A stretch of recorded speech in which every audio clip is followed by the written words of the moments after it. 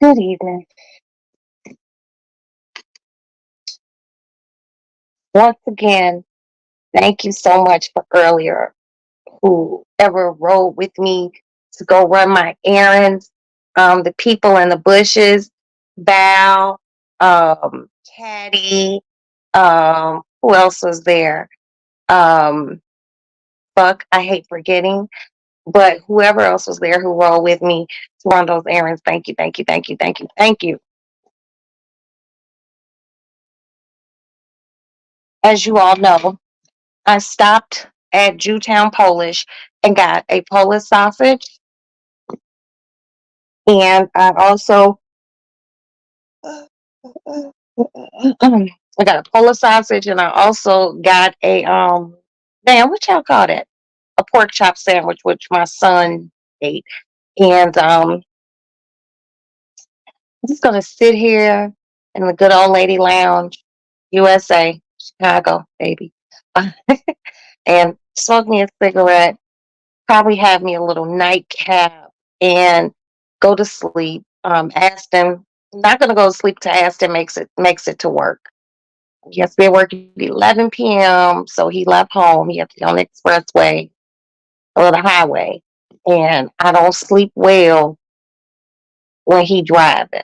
You know, he's young, he's new, and I sleep better when I know he done made it to his destination.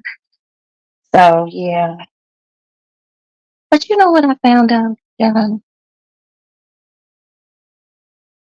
I didn't even know until today.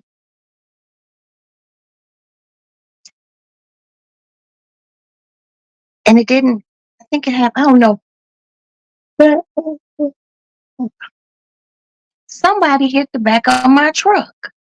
It didn't leave any damage, but Aston told his father. They didn't tell me. And I guess it was weighing on Aston's spirit. And he comes in my room. Kids are really different.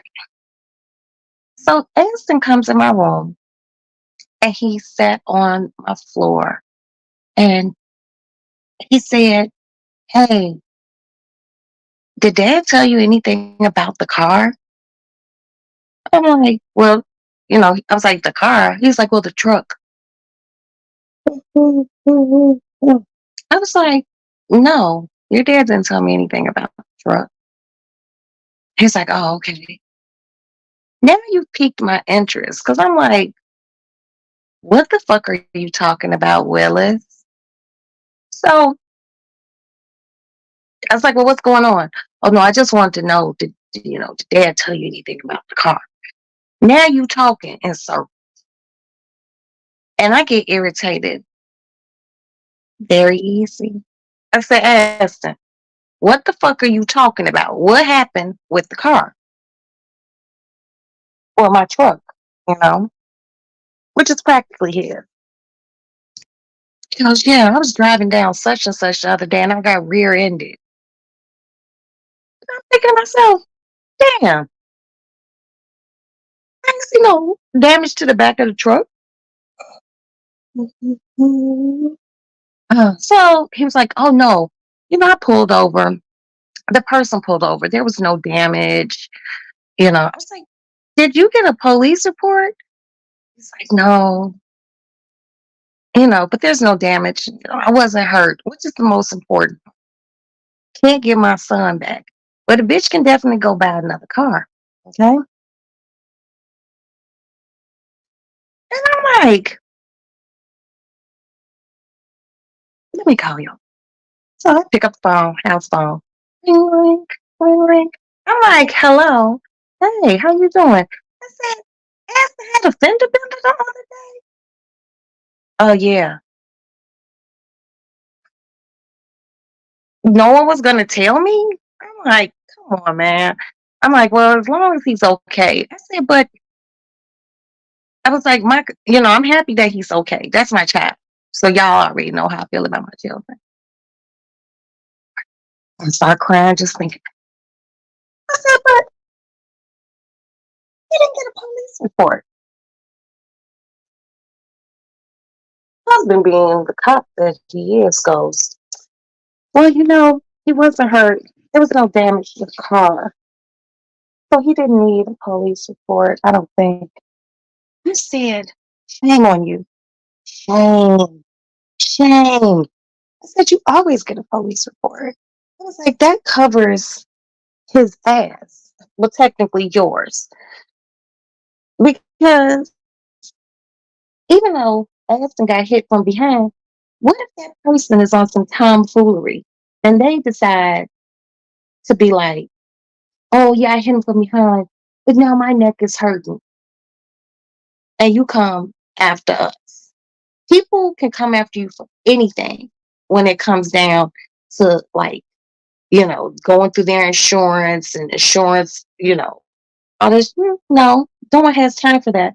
It's like, oh man, I didn't think about it like that. And I'm thinking to myself, so he's been a police officer for 23 years. How did he not just think about that? But so now I'm on heightened alert. And, then he was like, well, Rox, what's, he goes and does what he's going to do with the military.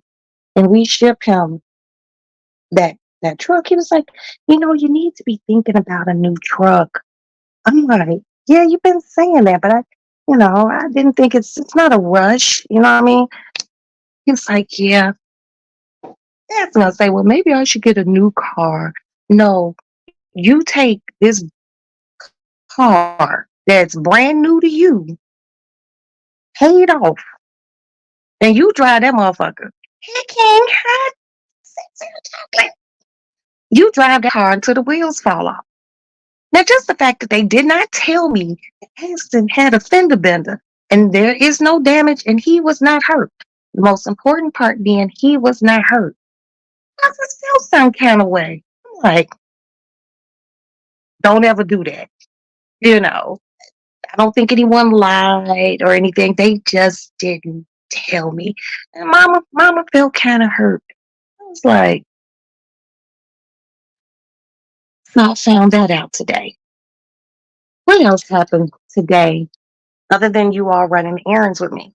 So number two, child, because remember, instead of saying their names, because I be forgetting, no, I know. I just tell my kids by their number. So number two calls me. He video calls me. He was at work. He goes, Mama,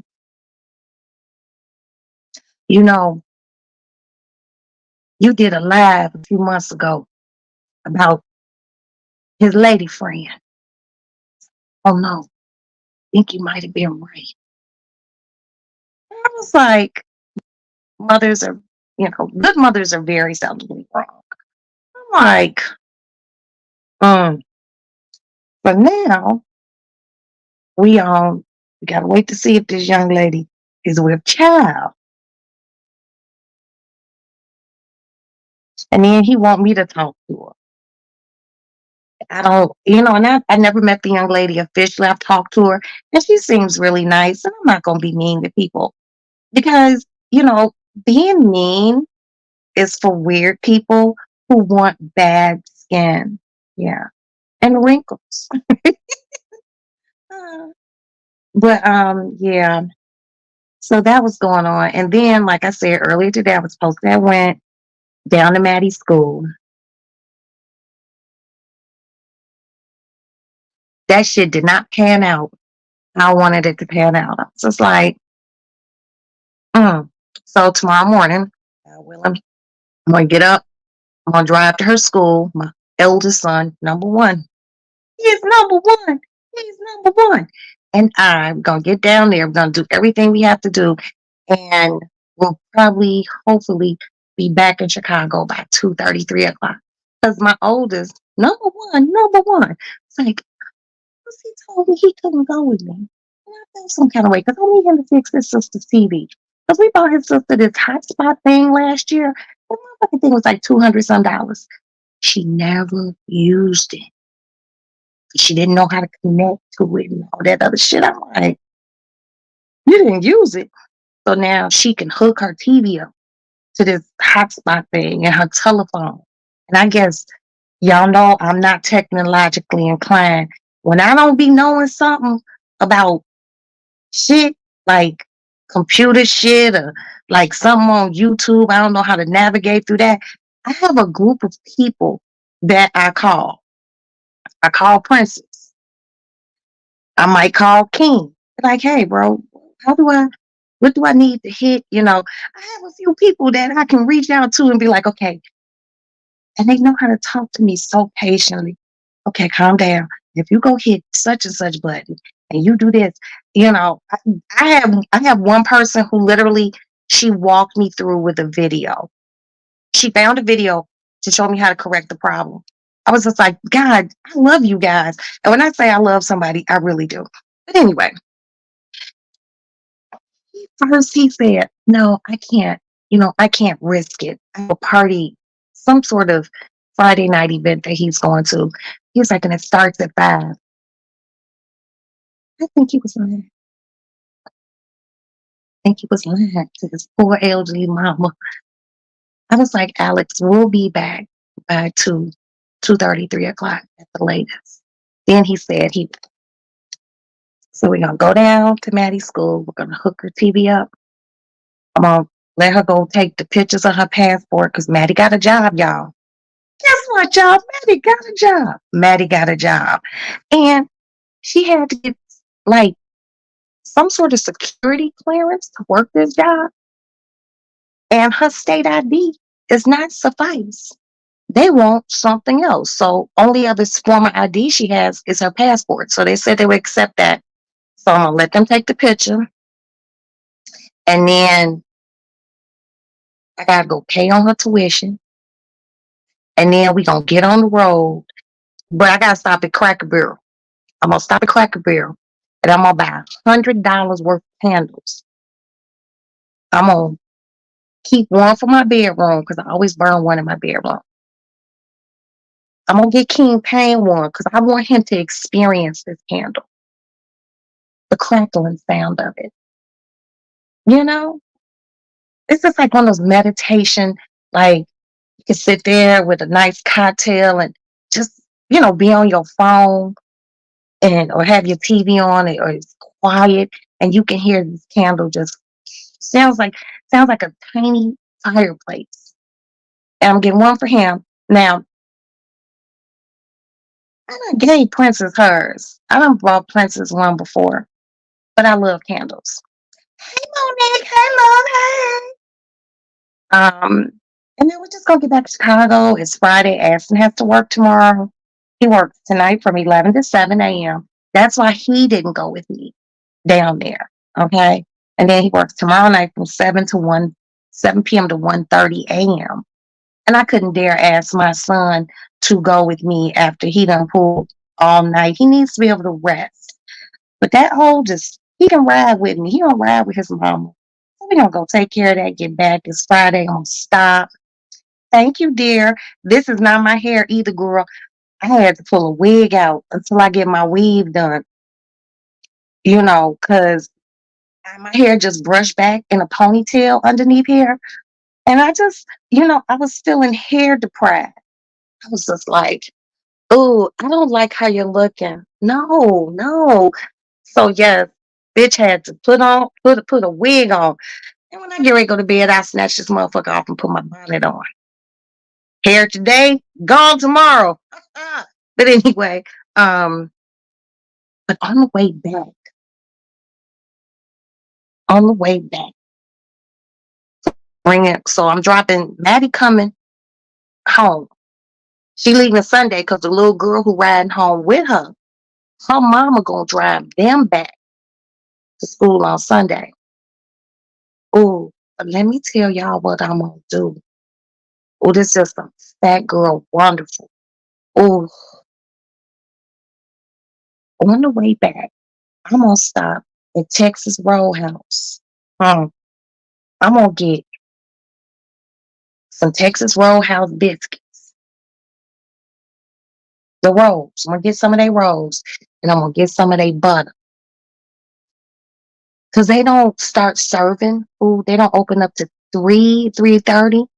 Okay. They don't serve lunch. They go straight into dinner. And that shit starts at 3:30.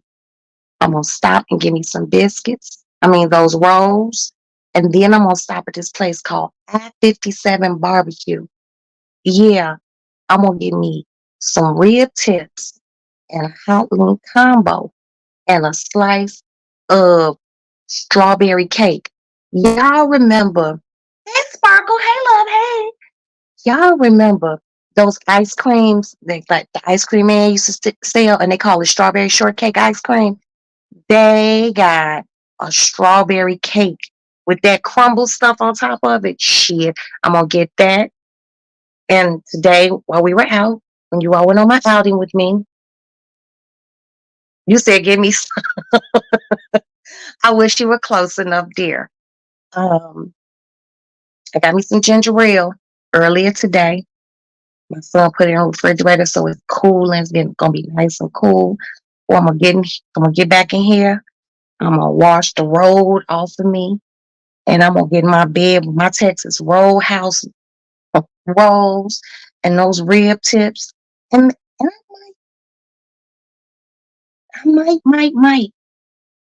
I can fat it. You really tried. You want some of those rib tips and high links. I might stop and get me a small thing of macaroni salad. Oh, I love macaroni salad. And I'm gonna get in my bed, baby. Mm, mm, mm. You only an hour away. Come on. I'm gonna get in my bed, honey. Put me some food on a plate. Direct my fan blowing straight towards me. I'm gonna find me a Law and Order to watch. I'm gonna find me a Netflix something to watch, and I'm gonna lay my ass right there.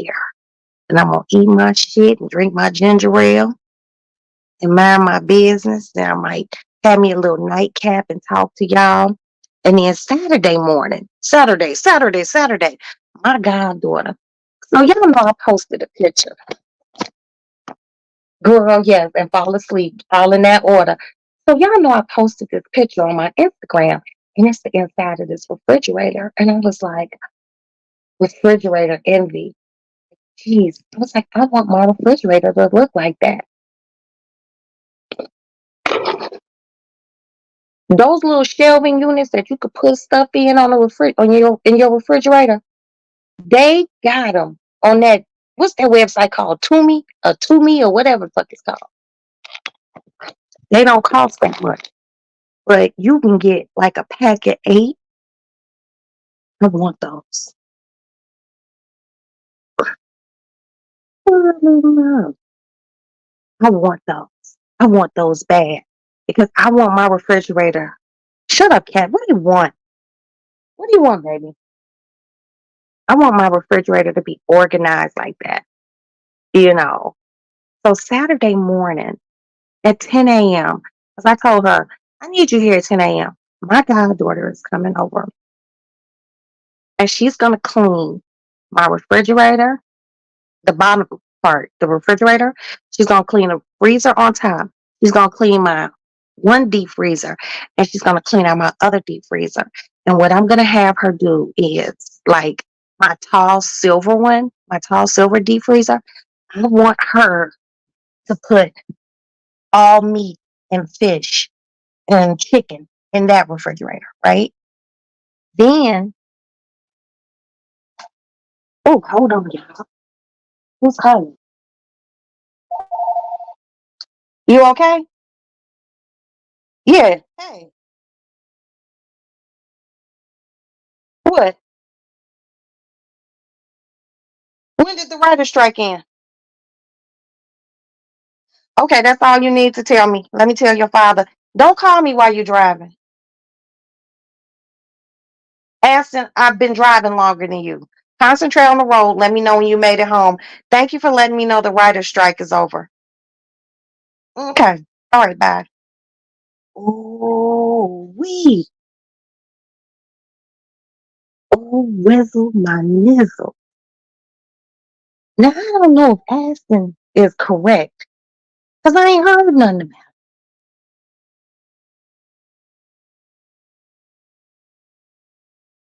Mm.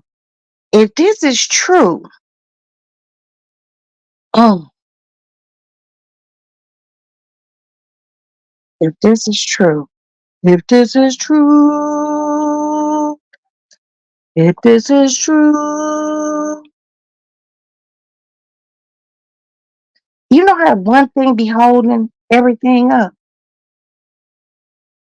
Yo, did you or see anything about the writer strike being over? Double check on that. Because I'm doing a live right now, and your brother decides to call me Aston, talking about, yeah, you know the writer strike is over. I'm like, I ain't seen nothing about that. I was like, when did this happen? Yeah, do that. Mama loves you. All right, ciao. So anyway, mm, I have to do some investigating on that. But anyway, what the fuck was I talking about? See that just threw me completely off.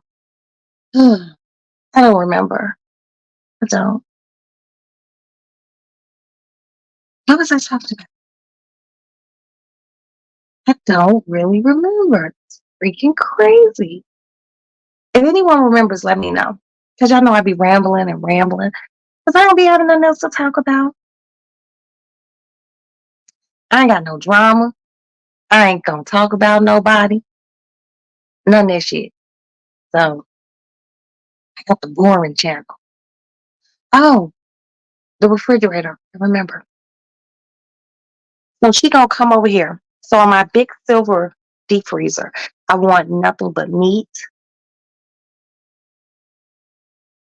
poultry, uh, you know, just meats, any type of meat.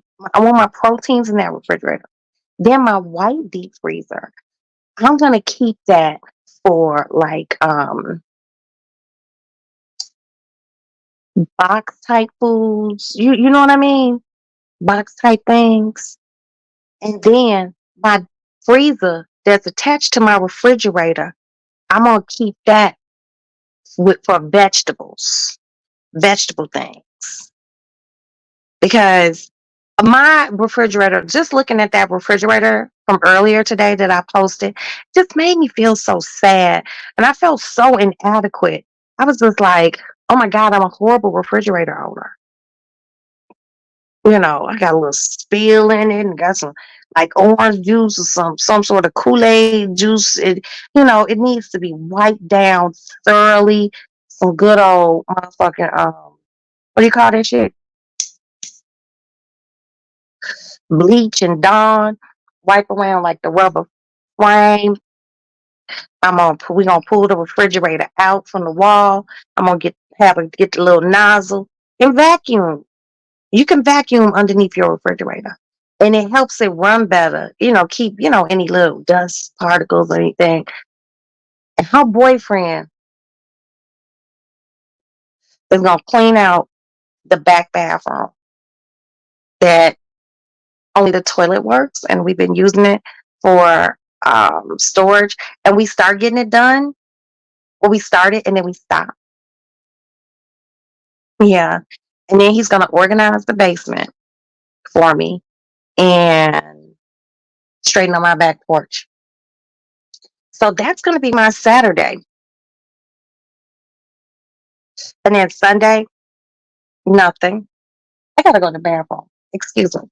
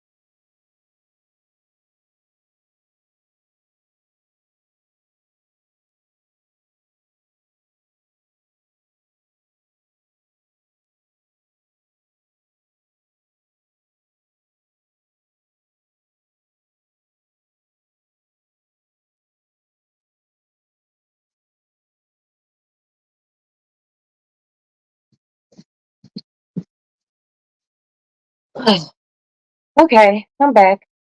Yeah, so I'm gonna get the refrigerator done Saturday and Sunday, nothing. Just a day to just lay in bed and watch TV. I'm not cooking any Sunday dinner, you know. That's really it. Nothing major, you know, nothing major. But I do have to get my deep freezer clean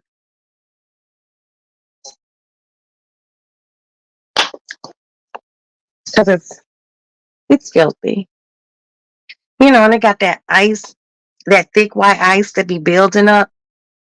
So we got to get all that food out of there and fucking un, unplug the freezer and let it start defrosting and you know get the ice off the sides and get it wiped out real good and plug it back up, let it start cooling off, put the food back in it.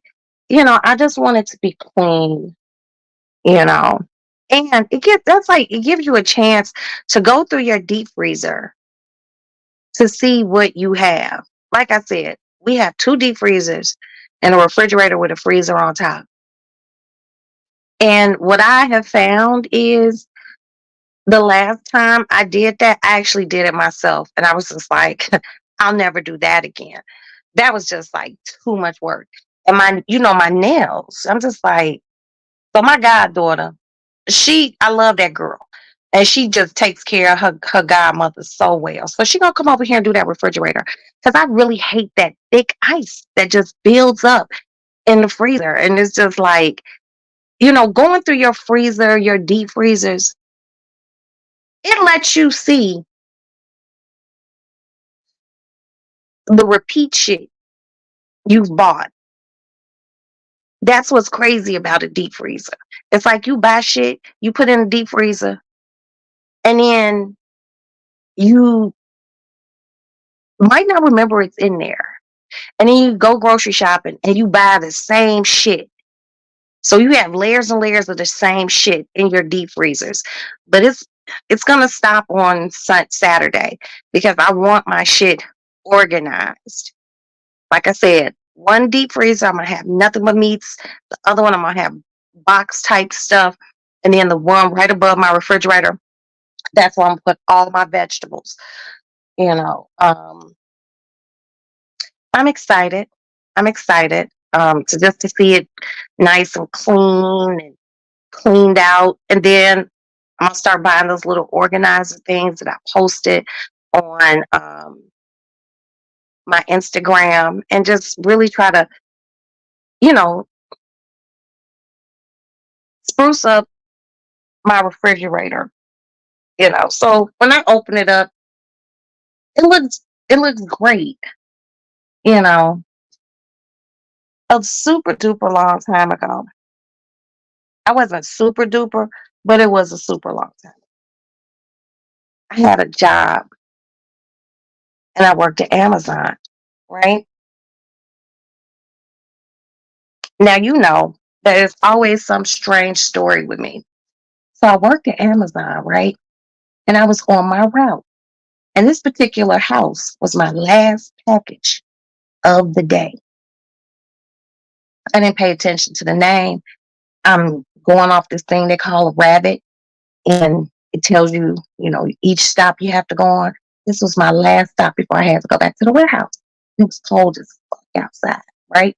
And these people had about 6 packages. So I go to their gate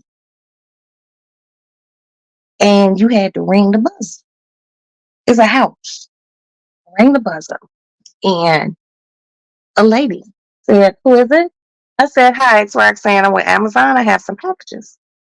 And I always like to tell them my name, because, it makes for good customer service. That's just my personal opinion.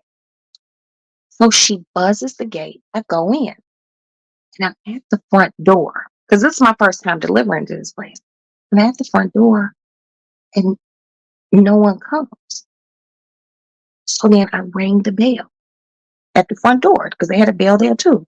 Swear, a lady comes to the door. It was a black lady, um, casually dressed. She had a sweater, nice little sweater, like some slacks, some little flats. And she comes to the door and she goes, "Can you bring those packages to the side of the house?"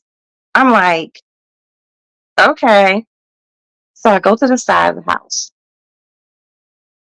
I wait there a few seconds and she comes to the side of the house. And I'm feeling like, why couldn't I just hand you the packages at the front door? So I'm handing her the packages and I'm scanning and I'm doing a little wiggle. And she was like, "What's wrong, sweetheart?" I was like, "I'm just trying to get these packages to you so I can get back to the warehouse so I can go to the bathroom."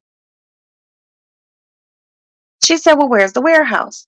And I told her, she goes, "Oh, honey, you're not going to make it to the warehouse." She said, "Come in." I was like, "Oh, wow, thank you." So I go in, and the door that I went through was essentially a mud room, where you take off your wet clothes, wet shoes, had a little bench, hooks to hang up coats. It was like a, what do you call those?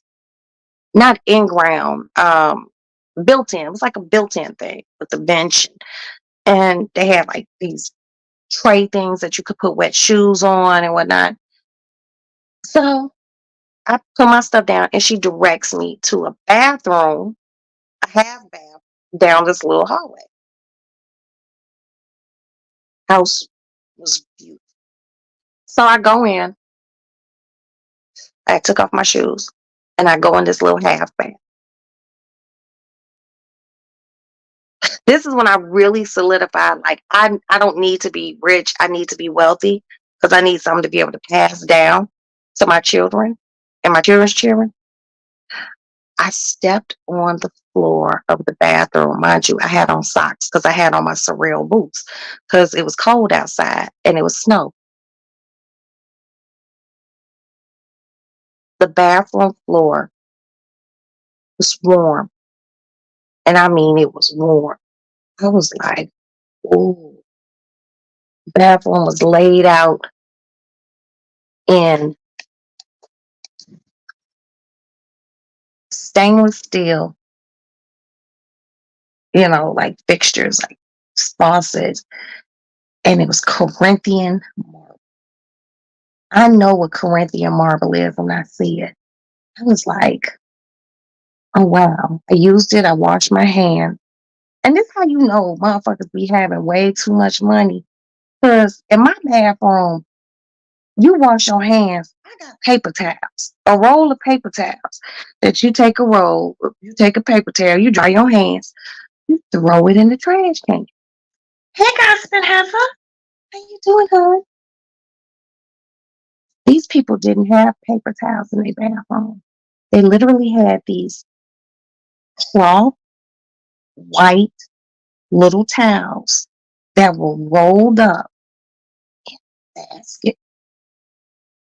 And I was like, because I'm looking around like, where do I dry my hands? And I took one of the little towels, dried my hands. I'm like, so where do I put it? They had a basket in the bathroom that just for these towels that you dry your hands with.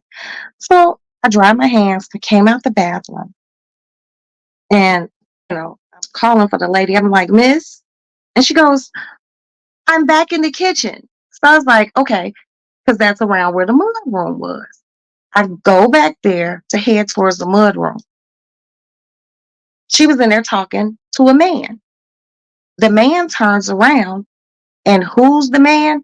He was the man who was running for governor in Chicago, well, for Illinois. He's our current governor.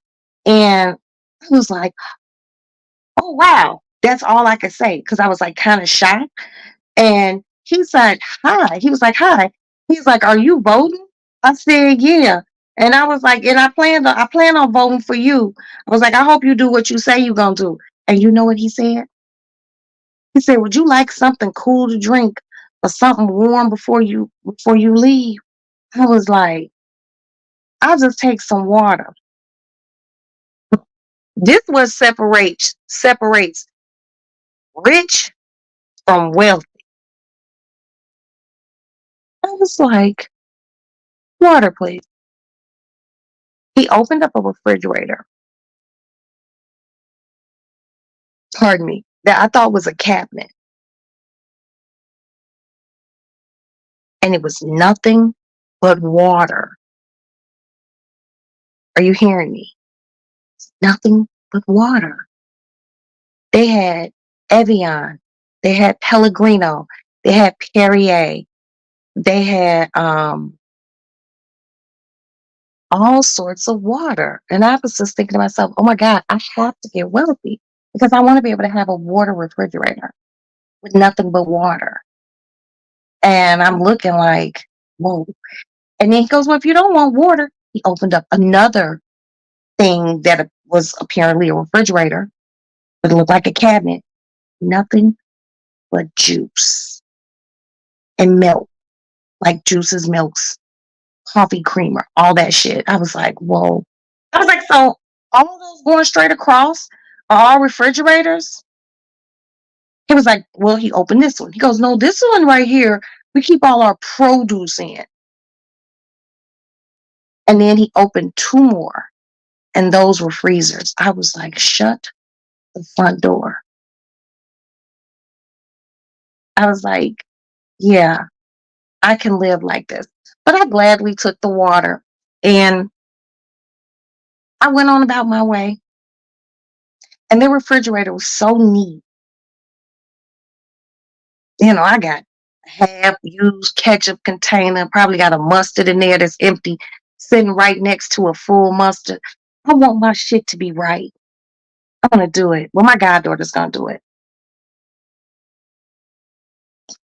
Yeah. I was just like, this is great. You know, when you get to a point in your life where you can have a refrigerator that has nothing but water in it, you made it. Congratulations. You've arrived. I was like, damn.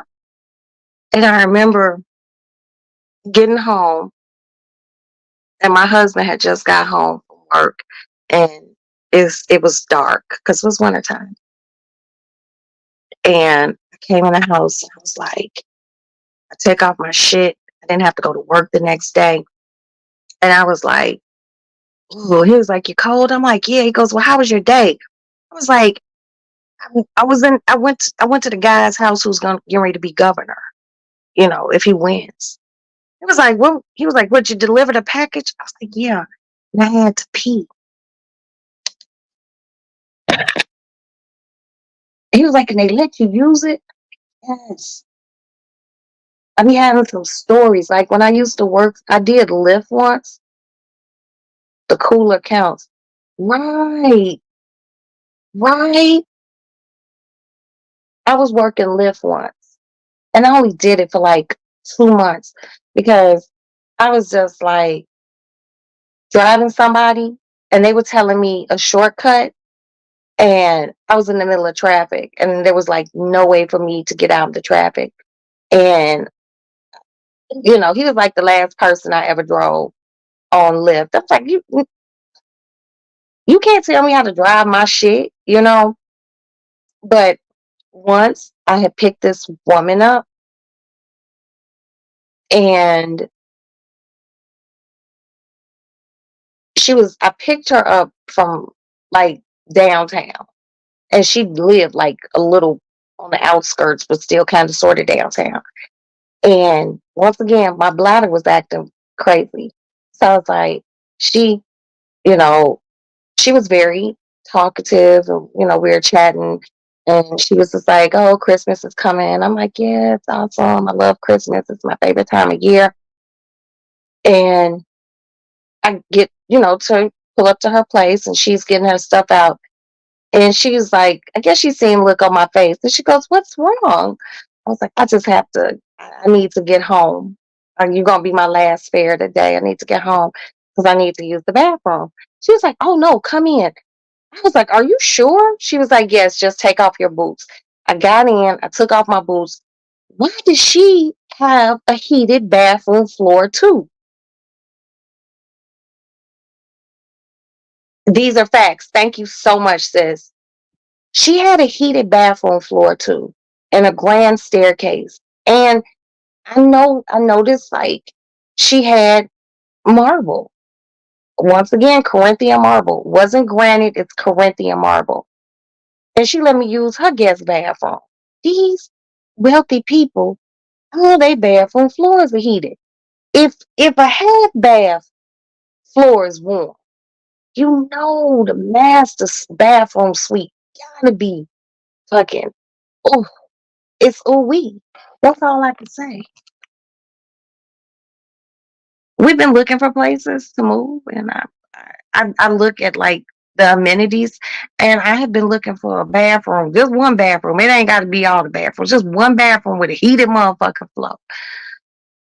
Oh, and I was like 10 and thinking to myself, and I thought about this heated bathroom floor driving all the way home. Like, oh, could you imagine taking a shower, bath, and you get out and the floor is warm?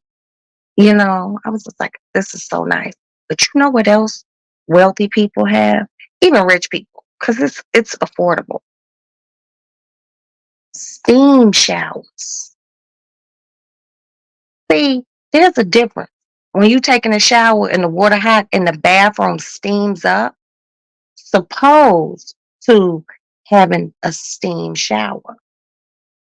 Yeah, it's a little thing that you can hit, and the steam mixes with the steam, and your shower is just ultra, like you can't, it's so steamy you can't even see yourself in it. That's also a goal of mine. And last but not least, a towel warmer.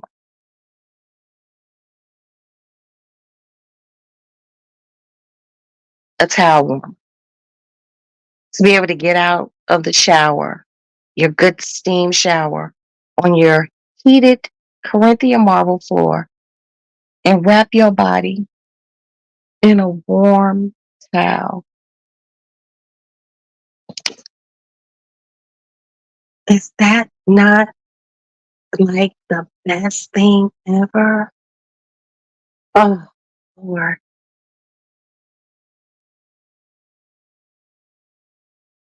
The closest I can get to a towel warmer is blowing my blow dryer on a towel. But a towel warmer would be so ultra dope. So dope.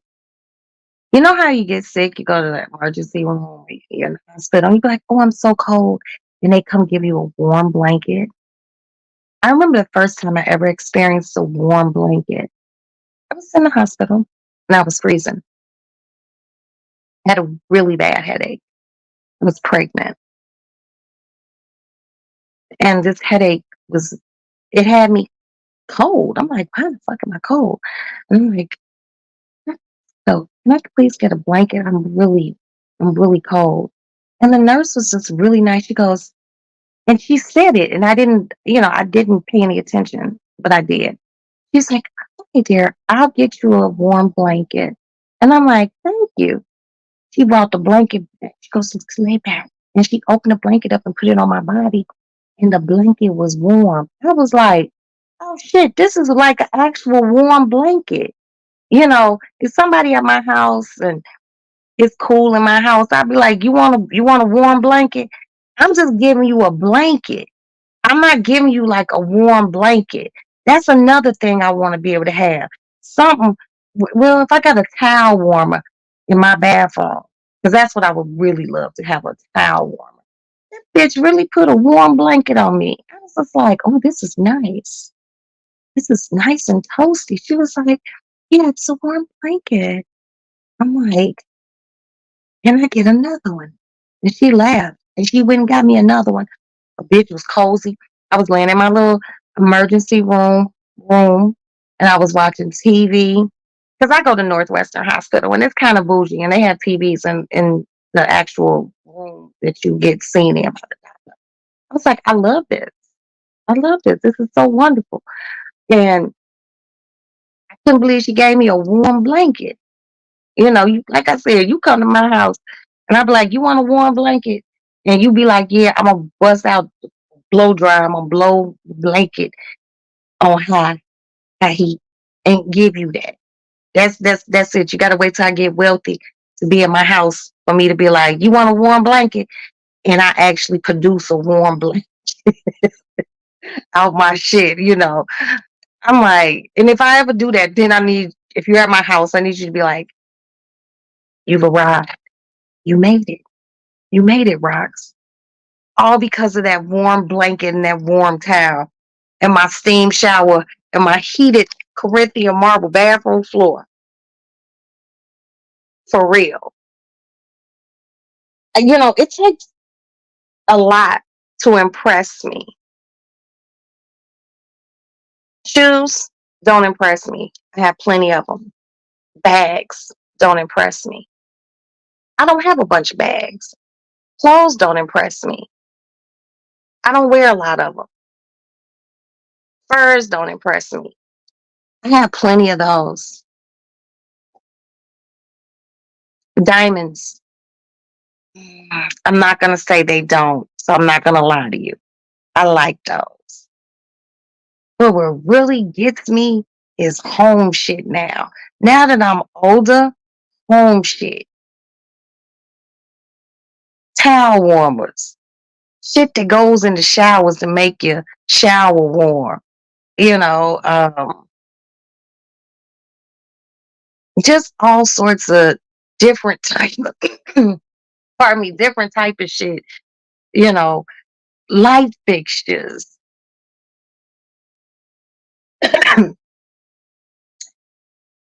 And one thing I think I would also like to purchase, it's called a bottle cooler.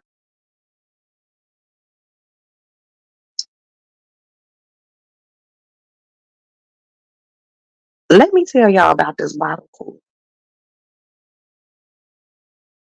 It looked like a little sink, okay? A sink. They got steel on the inside. The bottom part is white and it stands about this tall from the floor. Oh, I hope y'all didn't see nothing. Anyway, and it has water in it, about this much water. And the water is doing a swirling motion. And the water's cold as fuck, okay? And it's swirling.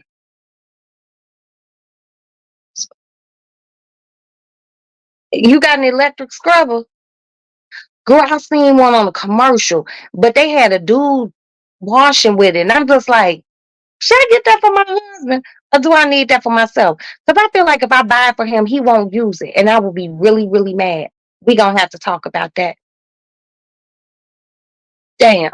So it has the little swirling water. The water is always swirling.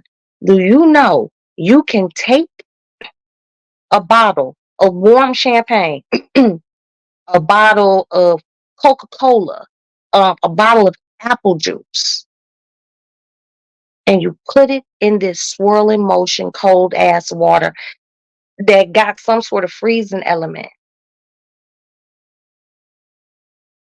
Do you know that you put that motherfucker in there and 5 minutes later,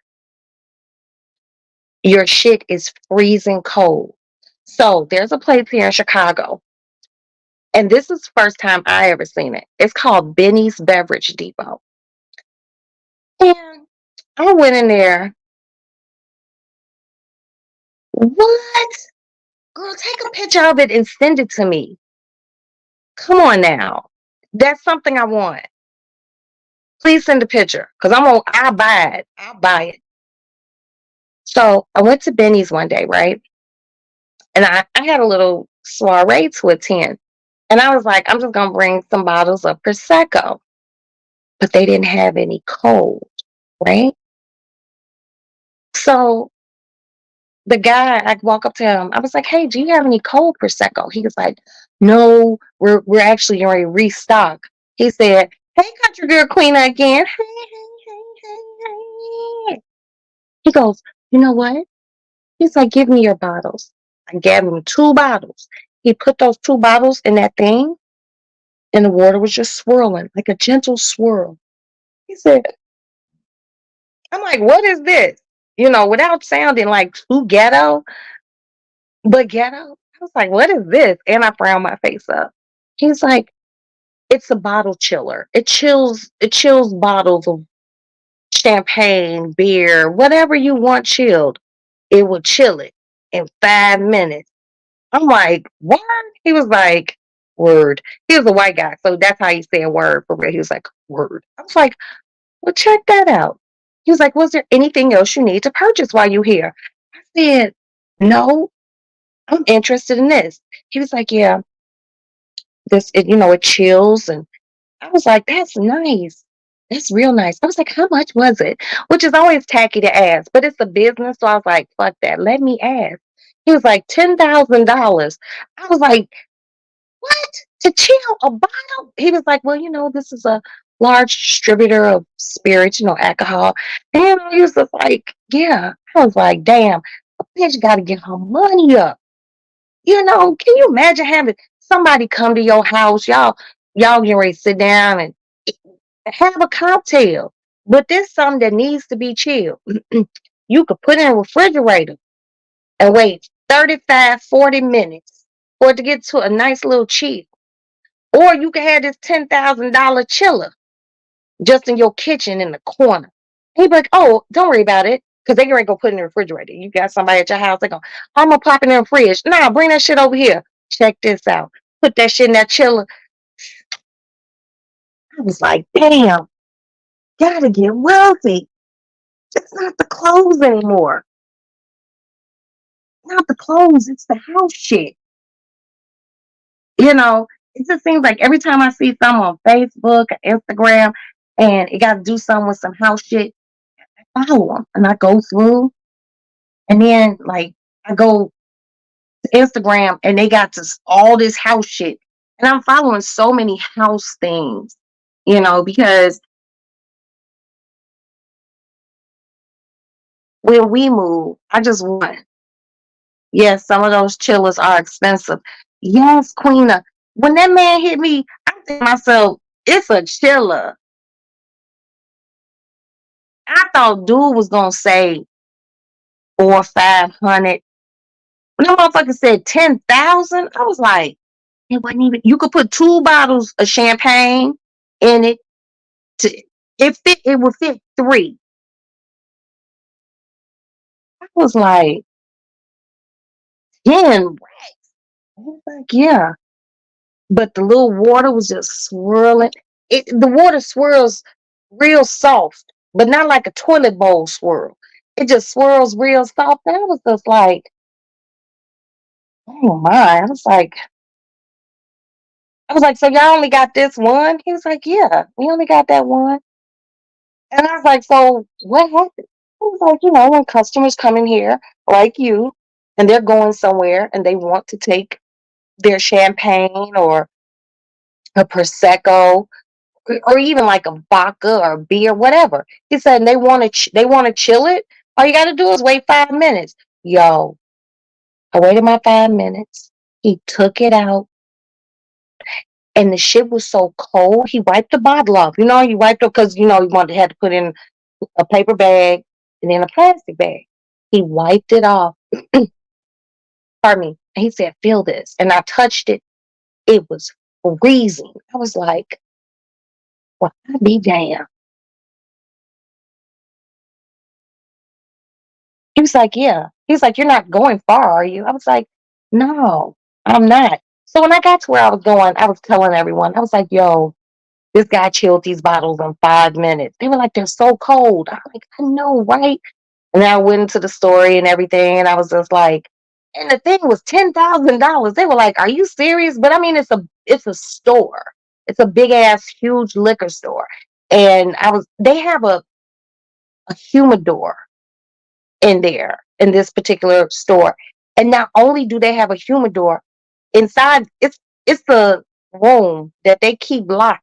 And a motherfucker stands in front of the door because they have a bottle of Louis the 13th, I mean Louis the 14th liquor in there. and the shit is $45,000. And I'm just like, damn. And I've had it before, buy a shot. I ain't never bought the bottle, but that's another goal. But y'all know I don't drink brown liquor no more, so it would just sit somewhere in a place of just beautifulness. But yeah, I mean, I done got old, y'all. I like house stuff. That's why I be posting things, rugs, you know, area rugs, and things like that. Yes, Queena. Yes. I think it's Louis the 15th or Louis the 16th or one of those. It's up there. This shit is like $45,000 a bottle. Yes.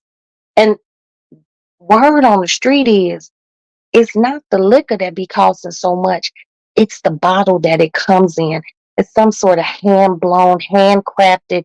This ain't your typical um liquor bottle. It's different. Look it up. Look it up.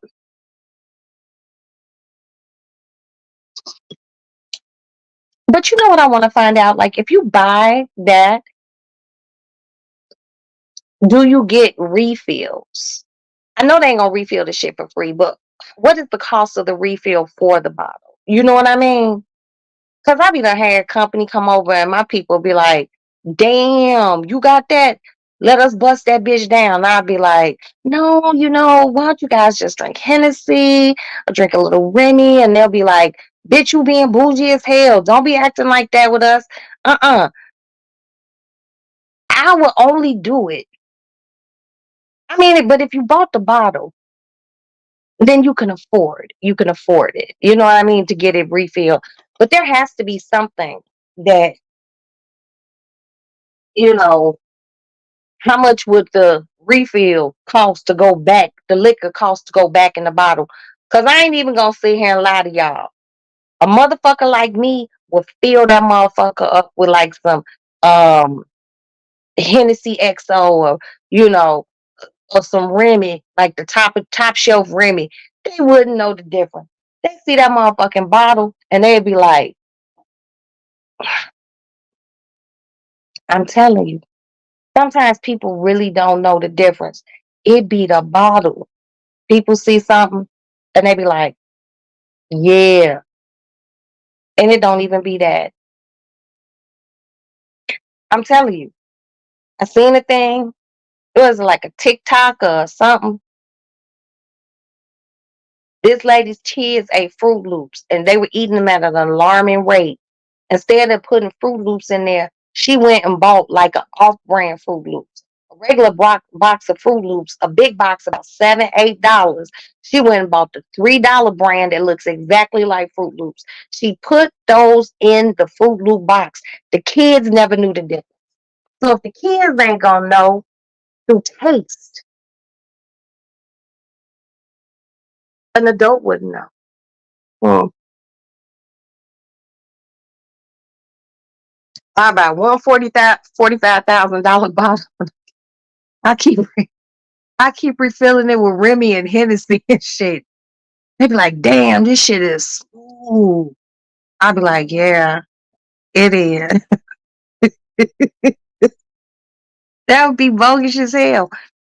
But like if they say the refill to get the refill liquor to put in there is like $20,000. Hell no. Even if I got it, I put that on my kids.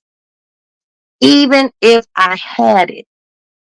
If I bought the first $45,000 bottle of Louis and that shit sitting in my crib and I let people drink off of it, you best believe after that first time, motherfuckers finish the bottle, I'm filling that bitch up with Hennessy and Remy. They would never know the difference. Hey, what's up, honey? My Kiki. Kiki. No, I was just talking about being tacky, Kiki. You know your sister likes to be tacky here and there. So basically what I was saying was I would buy, if I had the money like that, okay, I would buy like that bottle of like Louis the 14th, 15th, or whatever it is. It's about $40,000 a bottle, but the bottle was beautiful. And then if my friends came over and they drank the whole bottle, I wouldn't call the company to get the refill, because the refill probably 20, 15, $20,000. Fill that bitch up with some Remy or some Hennessy. They'll come over and be like, "Can I get a shot?" Yeah, go ahead. All out. And they would drink it. They'll pour a glass and they be like, mm, ooh, this Louis Hidden. This shit is, man, don't even know I only spent $32 on a bottle of Henny and just poured it in. I'm not even gonna sit here and stunt. Y'all, I have a girlfriend. I have known her since I was in the fourth grade. She has a bar in her basement of her house. That motherfucker nice. The lighting is all pretty and dainty, and it looked like a bar at a bar. I was at her house one day, helping her get ready for a little soiree that she was gonna be having. And I was fixing up some shit in her basement. And I wanted to ask her where something was. Y'all ready for this? I go upstairs. I'm calling her. She's not answering. So I see that, her side door that goes to her backyard was open. And I seen that her garage door was open. Y'all ready? Y'all ready for this? Dun, dun, dun, dun, dun. Go to the garage door. And as I'm stepping foot into the garage, she had like one of those long picnic tables that you be having at picnics or family reunions that you put the food on.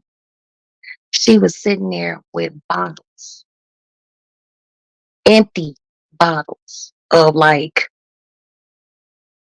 empty Tanqueray, empty this, empty that. She was, but then she had like vodka, like cheap vodka. This bitch was pouring some Demetrius. It don't get nowhere. If you drink Demetrius, you really have a drinking problem. Okay, I'm just letting you know. If you drink Demetrius, you have reached an all-time new low. Take it from a bitch who drink. I ain't never drank Demetrius. And y'all know I like my vodka. She was filling an absolute vodka bottle with Demetrius. I said, bitch, I know you lying. She had already filled a Hennessy bottle with Parmesan. She had filled a Hennessy bottle. The only bottle that was not a different type of liquor was the motherfucking Tanqueray. And I was just like, well, hell, you've been lying to us all this time. I was like, I knew it, because this one I used to drink brown liquor. I was like, bitch, see, I knew it. I knew it. I fucking knew it. I was like, I came over here for your one barbecue, and bitch, I was drinking that fucking fake ass Hennessy that was actually fucking Parmesan. Had a bad ass headache, and I shit it all day the next day. I was like, you's a raggedy ass bitch. She was like, Roxy, don't. It was just me and her. I was like, why are you whispering? You been found out, bitch. You been found out. She was like, no, because these people be coming over. And then I understood what she was saying. She goes, these people come over and, you know, um, they eat all my food, they'll drink all the liquor, but don't nobody bring shit. She was like, so why get these motherfuckers top shelf liquor? I was like, all right, I could fuck with that. Hmm. I was like, bitch, I'm fucking with you. I said, but what you are gonna do is you gonna my drink, and you can keep my shit out here in the garage. I come and refill my own shit. I have to drink top shelf because cheap shit makes me shit. Okay. So I stayed over at her house. I showered there and everything, got ready for her shindig. And people started showing up. She had a motherfucker barbecuing for her. She literally hired some guy. He was a black guy. He was probably late 50s, almost 60s. He had a cigarette behind his ear. He did have on like some sort of dress sandal shoe with socks. He had a washcloth in his like tucked in his back pocket, hanging out that he kept, you know, wiping the perspiration off his head. You didn't understand nothing he said, but he also fixed cars. I knew that barbecue was gonna be good, and it was. He was cooking that, and then like all the other food, the macaroni and cheese, and you know, just all the barbecue food, baked beans. I had been helping her fix all that. The deviled eggs. Nobody brought shit. Not even a hill of bread. Fuck a loaf. A hill of bread. Nobody brought shit. And I'm just sitting around watching these people go to the bar and just filling cups up. You go to somebody's house, you get a respectful amount. About this much, maybe a little bit more. You don't feel that shit all the way up to here. And they just drinking. And I said to myself, bitch, you tacky, and I love it. I love it. And guess what? No one knew the difference. It's the packaging.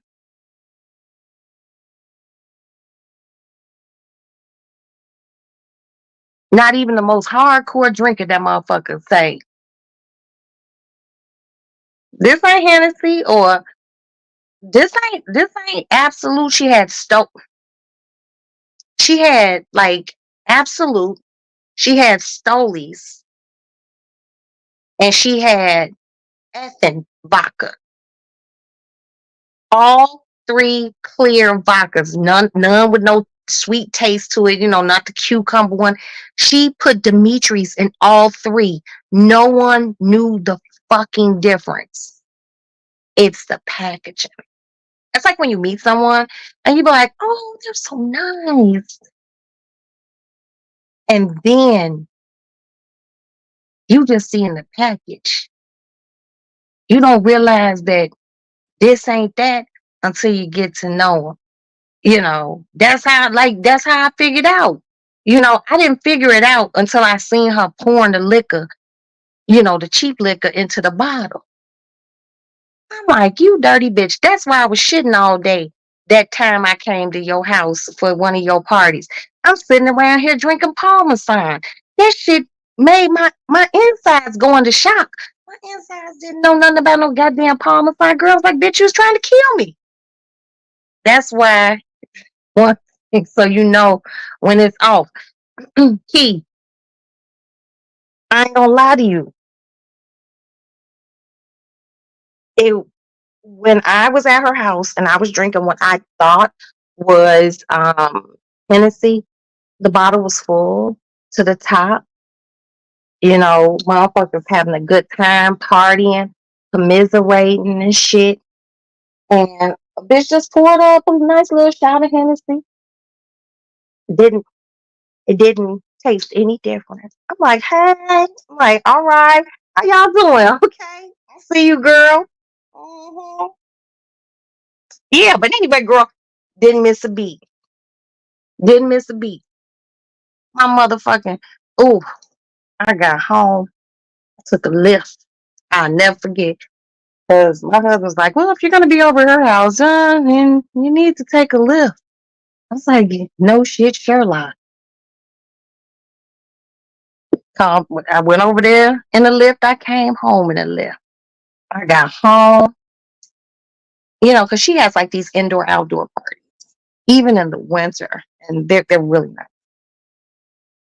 I got home, I showered, laid down, I drank me some Pedialyte electrolyte water because I knew it was gonna be one of those days the next day. 'Cause I almost killed a fifth. I'm like, yeah, let me drink this plenty of water. I went to sleep. None was spinning, nothing. I just laid there and went to sleep. Boy, about 6, 7 in the morning, my stomach was like, bubbling brown sugar, that's what I need. And I was just like, oh, you know how you sleep and you're like, oh shit. I'm like, do I have bubble guts? I'm like, this will never happen. I'm thinking I ate food, I drank Pedialyte, I took an Alka-Seltzer, so I should be good. I laid there, stomach sounded like a creaky door was opening. It was in a scary movie. And then I was like, oh, let's go. I got to the bathroom. It went down. I'm like, okay, I'm finished. Wipe, use the big butt wipes, wash hands. I got to my bed. My bed high up off the floor. I put one of my little bitty ass legs up and I turned around, went back. I went to the bathroom about 4 or 5 times to the point that I was like, let me just keep drinking water. Keep drinking water. Once everything was clear, I was like, damn, there's still something in there. Why am I still going to the bathroom?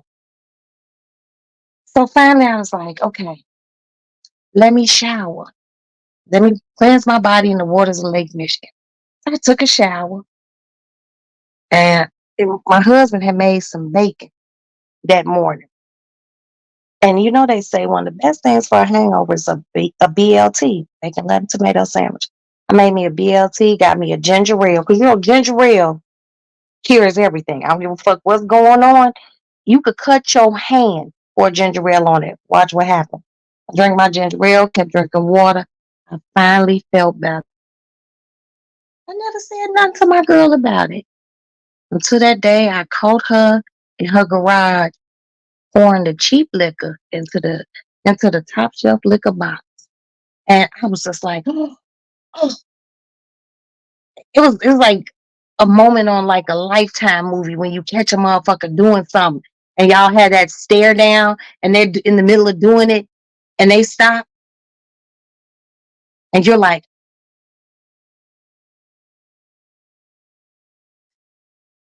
I stepped out, her garage door was open, and I just stood there. I was like, and she was like, I was like, you raggedy bitch.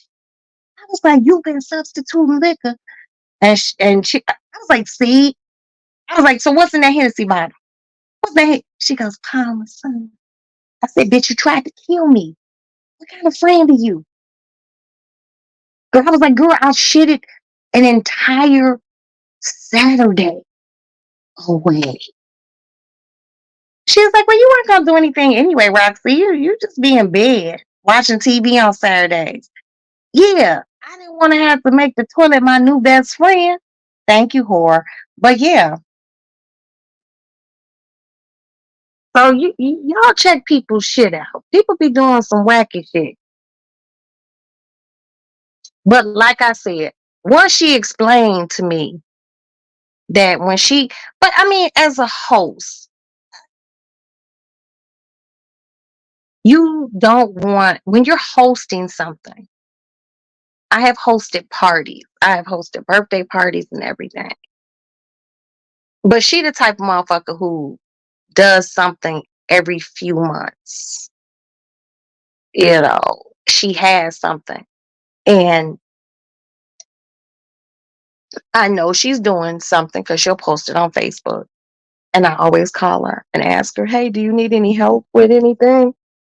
And, she basically told me I'm the only person who ever reaches out to help. If I don't make the food, like whatever she wants me to make, she always wants me to make my deviled eggs. I don't go to her house to make them. I make it at my house. I transport it to her house. I'll help her decorate. She's the type of person who orders linens for tables and shit like that. But no one ever helps. And she was just like, she asked me once, she goes, well, why do you always help? And I'm like, cause you look like you need help and I like doing things like this. And I come over to your house and for your soirees and I eat your food. I take plates home for me and my kids and my husband. And I drink all your liquor. I should help you. It's the right thing to do and it's not tacky. But her thing is, she has things sometimes that I don't go to, but I'll still make her deviled eggs. And she gets mad because the same people show up and they always show up empty handed. You know, I'm just going to give, because I mean, I know my ladies in the lady lounge, my Kiki and my Queena and hold on, let me scroll up, and my gossiping heifer and Miss Monique and Sparkle. You know, you all are not the type of ladies who would just show up empty handed. You all are the type of ladies, one of your girlfriends did, she cooked all this food, she's doing all this. You all are, to me, the type of ladies who would show up with her a beautiful bouquet of flowers and some sort of like a champagne or a wine for herself. And you all would probably be like, girl, no, you go put this up somewhere else and put your flowers in some water. Thank you for having me. That's the type of person I am. That's the type of person I am. I have a girlfriend, she be doing something. I think that bitch only invite me because I bring her flowers when I come to her house, and I always bring her husband a cigar because he's a big cigar person. That shows appreciation coming to someone's house and they're feeding you. You understand what I'm saying? Unless they ask you to make something. If they don't want you to make anything, show up with something for the lady of the house, the man of the house, if it's just a man or a lady, or if it's a couple, show up with something for the man and the lady. Though you might be this woman's friend, she done told you her husband, I get so sick of this motherfucker smoking cigars.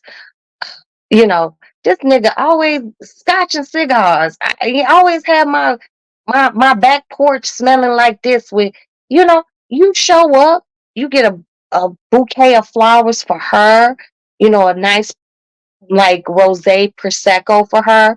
You get a husband 2 or 3 cigars and get him a scotch.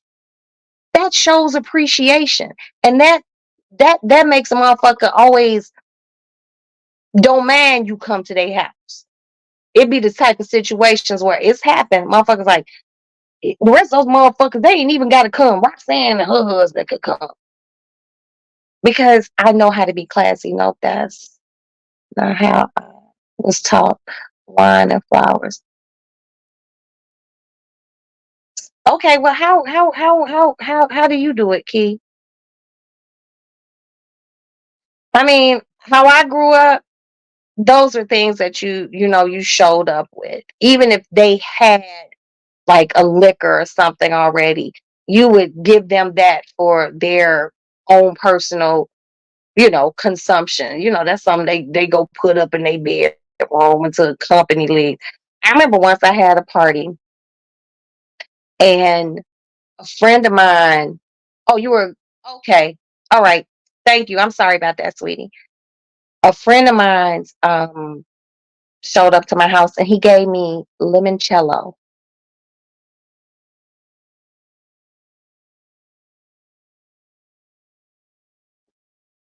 I'm sorry. I thought I heard something outside. You know, he gave me a bottle of limoncello. And I was just like, what is this? He was like, it's a lemon, da da da.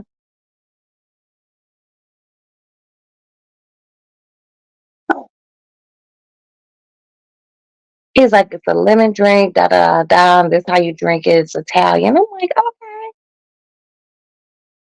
That's like okay, if I was coming into whatever city you guys lived in and you were gonna let me stay at your house.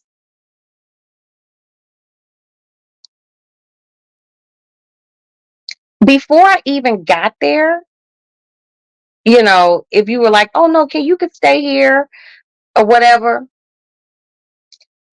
I would already let you know before I even touch down. Well, look, I made reservations on Saturday for us to go out to dinner, you know, and most of why, girl, what we gonna do? Just I want to show my appreciation. You opened your home up to me. You're letting me sleep in your guest room. And I'm not past sleeping on a couch. Okay. As long as it's a TV. I need TV to go to sleep. Um, you're letting me use your bathroom. I'm using your towels. Thank you. You want to show appreciation. It's just like people just come and visit and they don't do shit. Anyone who's ever visited my house have like always just like you know, and then me being me, I'm like, girl, you ain't gotta do that. And then my girlfriend, like, bitch, shut the fuck up. Don't talk to me like that. You just the people don't know etiquette. Now, Kiki, Queena, and whoever else is here, please hit the like button. Do that for your sister. But you all know people don't know etiquette. People don't know etiquette. Excuse me. I know and have etiquette.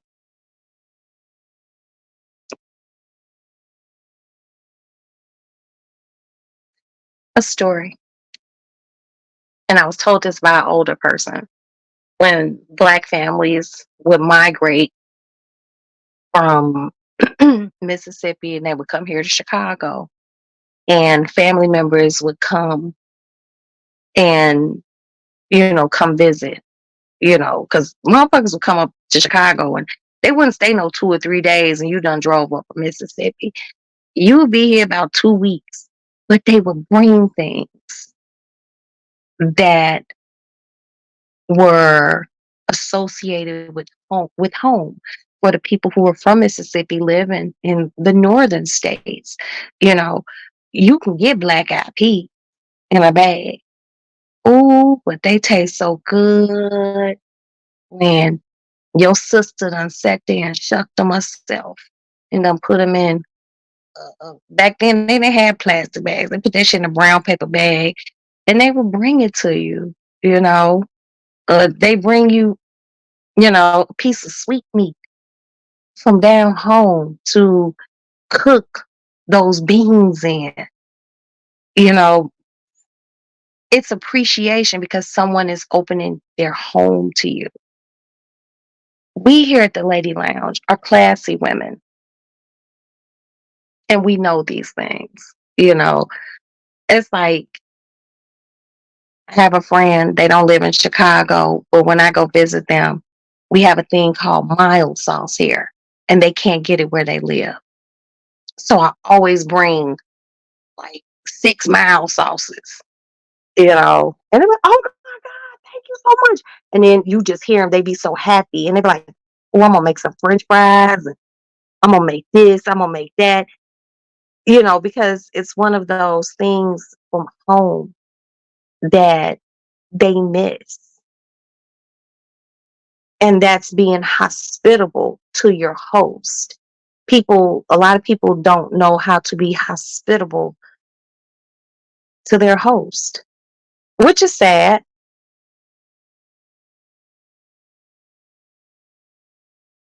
Even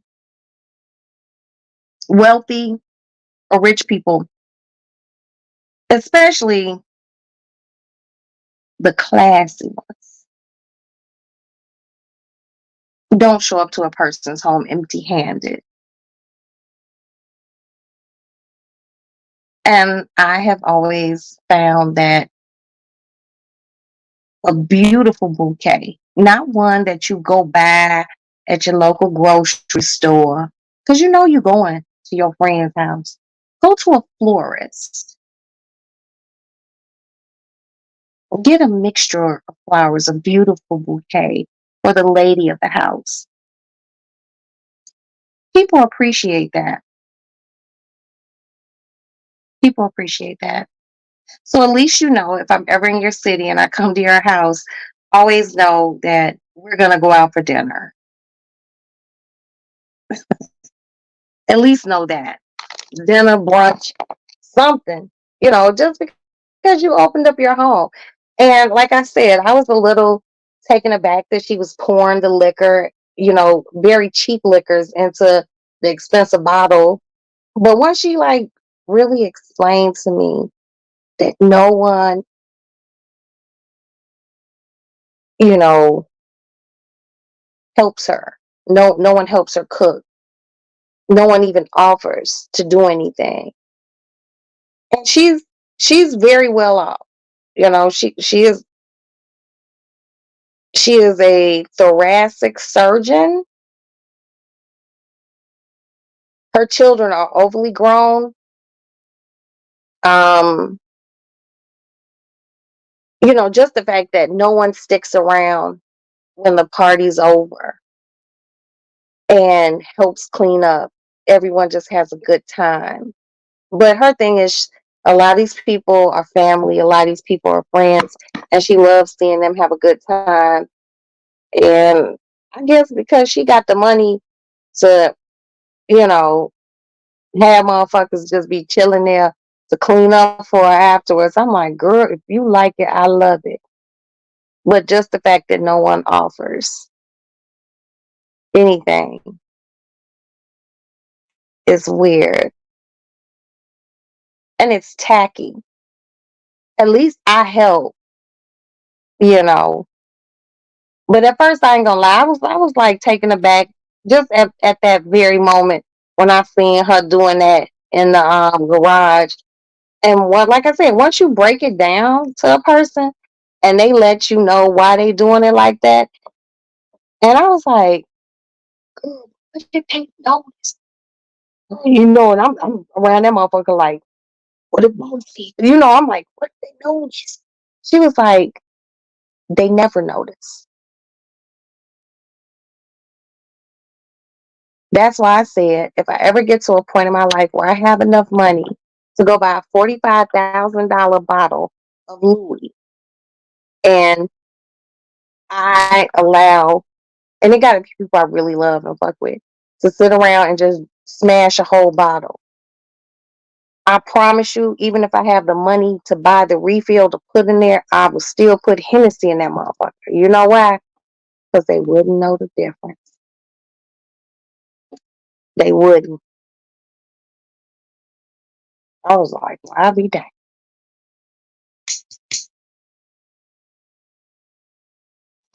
Oh, and by the way, my son made it to work safely. Woo-hoo. Yeah, but I don't know. It's just something about class. And it's something about being able to, my lips are dry,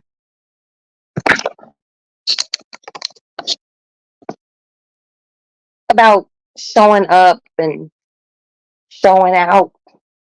You know, people like to have a good time, but people don't factor in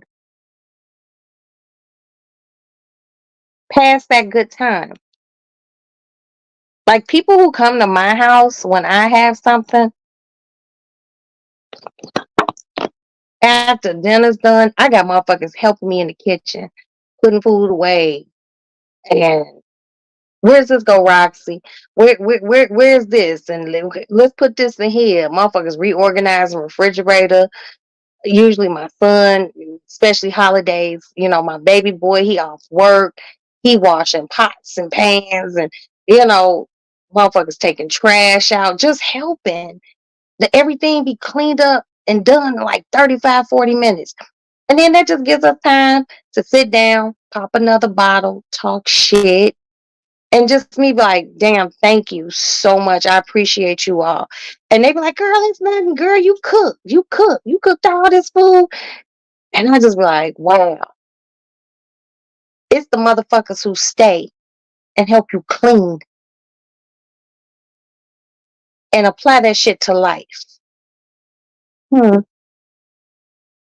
It's the people who stay and help you clean and don't leave you with your chitlin pot and all this other shit and drippings from turkey and wiping counters and cabinets off. It's the people who stay to help you clean up. hmm I ain't never cooked dinner and a motherfucker ain't stayed and helped me put things up and didn't even ask. They just seen me doing it. Mosey, they because I wasn't up front.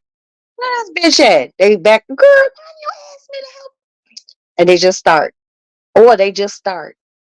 That's the beauty of hospitality. And then me being who I am. Girl, you ain't gotta girl, you cook. Shut the fuck up. You know, my girlfriends, they harsh. I get it. Bitch, shut the fuck up. And I'm taking some plates. I'm helping you clean this motherfucker up. Oh, okay. And motherfuckers just being there cleaning and talking and laughing. And before you know it, everything's clean. Everything's put up. Everyone got their to go plates. And everyone could just sit back and relax. I'm the person who gonna help you clean the kitchen. And I'll probably help you before that too. You know, I like that. I do. I like hospitable, classy people. You know, motherfuckers, men who will be like, I'll take out the trash. Y'all doing those dishes? You know, it's a good thing. That's why I'm looking forward to my Thanksgiving. You know, I'm very excited because I have people who ain't gonna let me do it by myself. The cleaning. You know, I cook I clean while I cook. But it just seemed like no matter how much you clean while you cook, and you cooking a Thanksgiving, a Christmas dinner, it's always you be like, you know. So I'm really excited, but always know um, that is the cloth I'm cut from, and I thank my mother and my father for allowing me to see true black grown people magic growing up and being able to be surrounded by people who were equally as classy. So when I got older, I had an expectation of what I would want to give and what I would want to receive. And I remember, like, even though we had a live in housekeeper, my mom, if my mom had like a cocktail party or a dinner party, you know, yeah, exactly. You know, even after, the party was over, there'll still be the people who lingered around because they lived two doors down or they lived in the same building. And my mother would never allow our housekeeper, and this, my mother has never been a plastic cup person. Like every glass at a dinner party or a cocktail party, they were glasses. They weren't Dixie cups. They weren't none of that shit. Big red cups. They was glasses. She had a plethora of glasses, highball, shot glasses, martini glasses, wine glasses, champagne glasses. And they would all be in the kitchen. And these are women in nice evening gowns, hair done. But by the time the evening came, the dress done got rumpled and wrinkled and hair done fell, and they laughing and smoking cigarettes and in the kitchen washing dishes. And I remember our housekeeper used to be like, "No, Miss Hill, you don't have to do it." And my mother would just shoot her a look. and that was it. And they would be in that kitchen. That kitchen would be motherfucking spotless, and it would be done so fast. It was like an assembly line. There was one motherfucker washing, one motherfucker rinsing, hand that glass off. Somebody was not leaving in the dish drain. And I remember as a child being in the kitchen, because now the party over, I come out the room.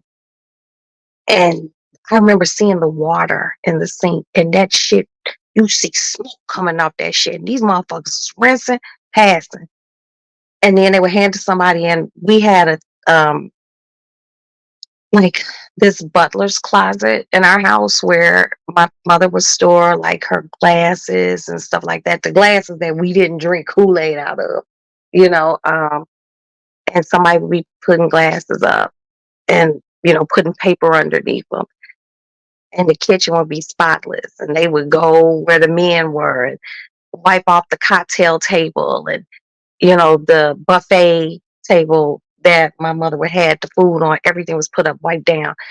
And the adults would just plop down. They would be sitting up there. And that was my cue to always go back to my bedroom. Um,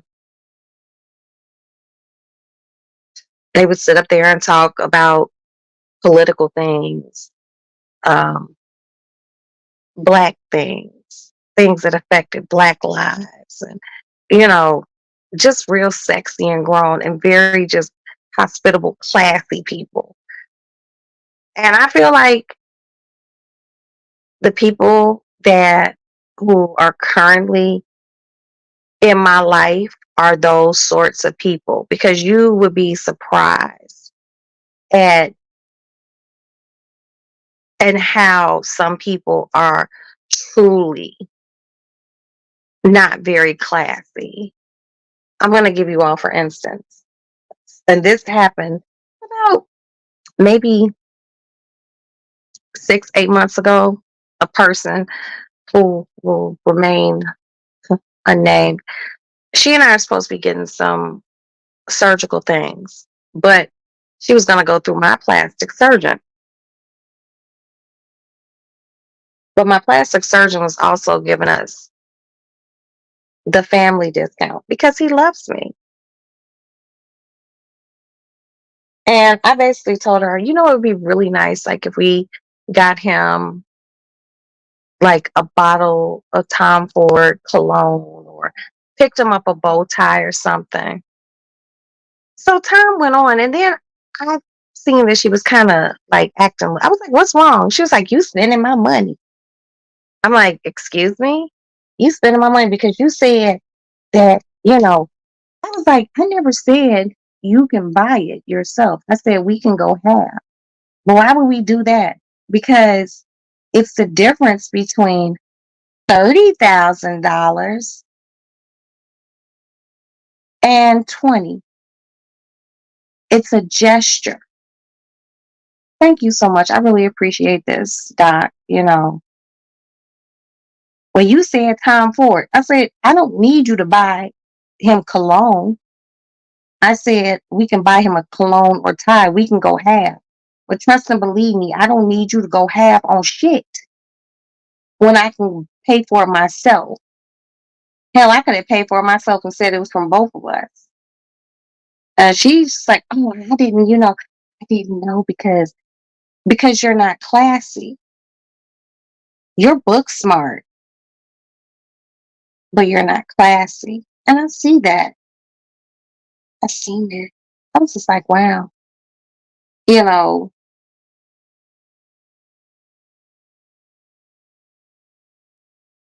I don't like not classy people.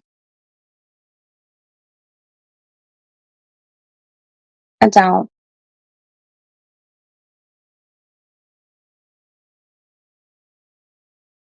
It's the impact you make in places that leave indelibly etched things on people's spirits, be it good or bad. Another Roxanne tale. So a long time ago,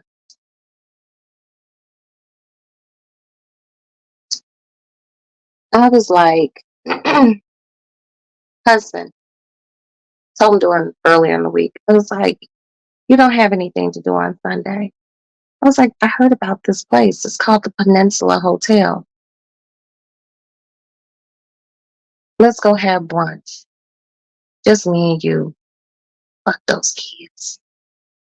He was like, yeah, that would be good. And we can come home and lay in bed and watch PBS.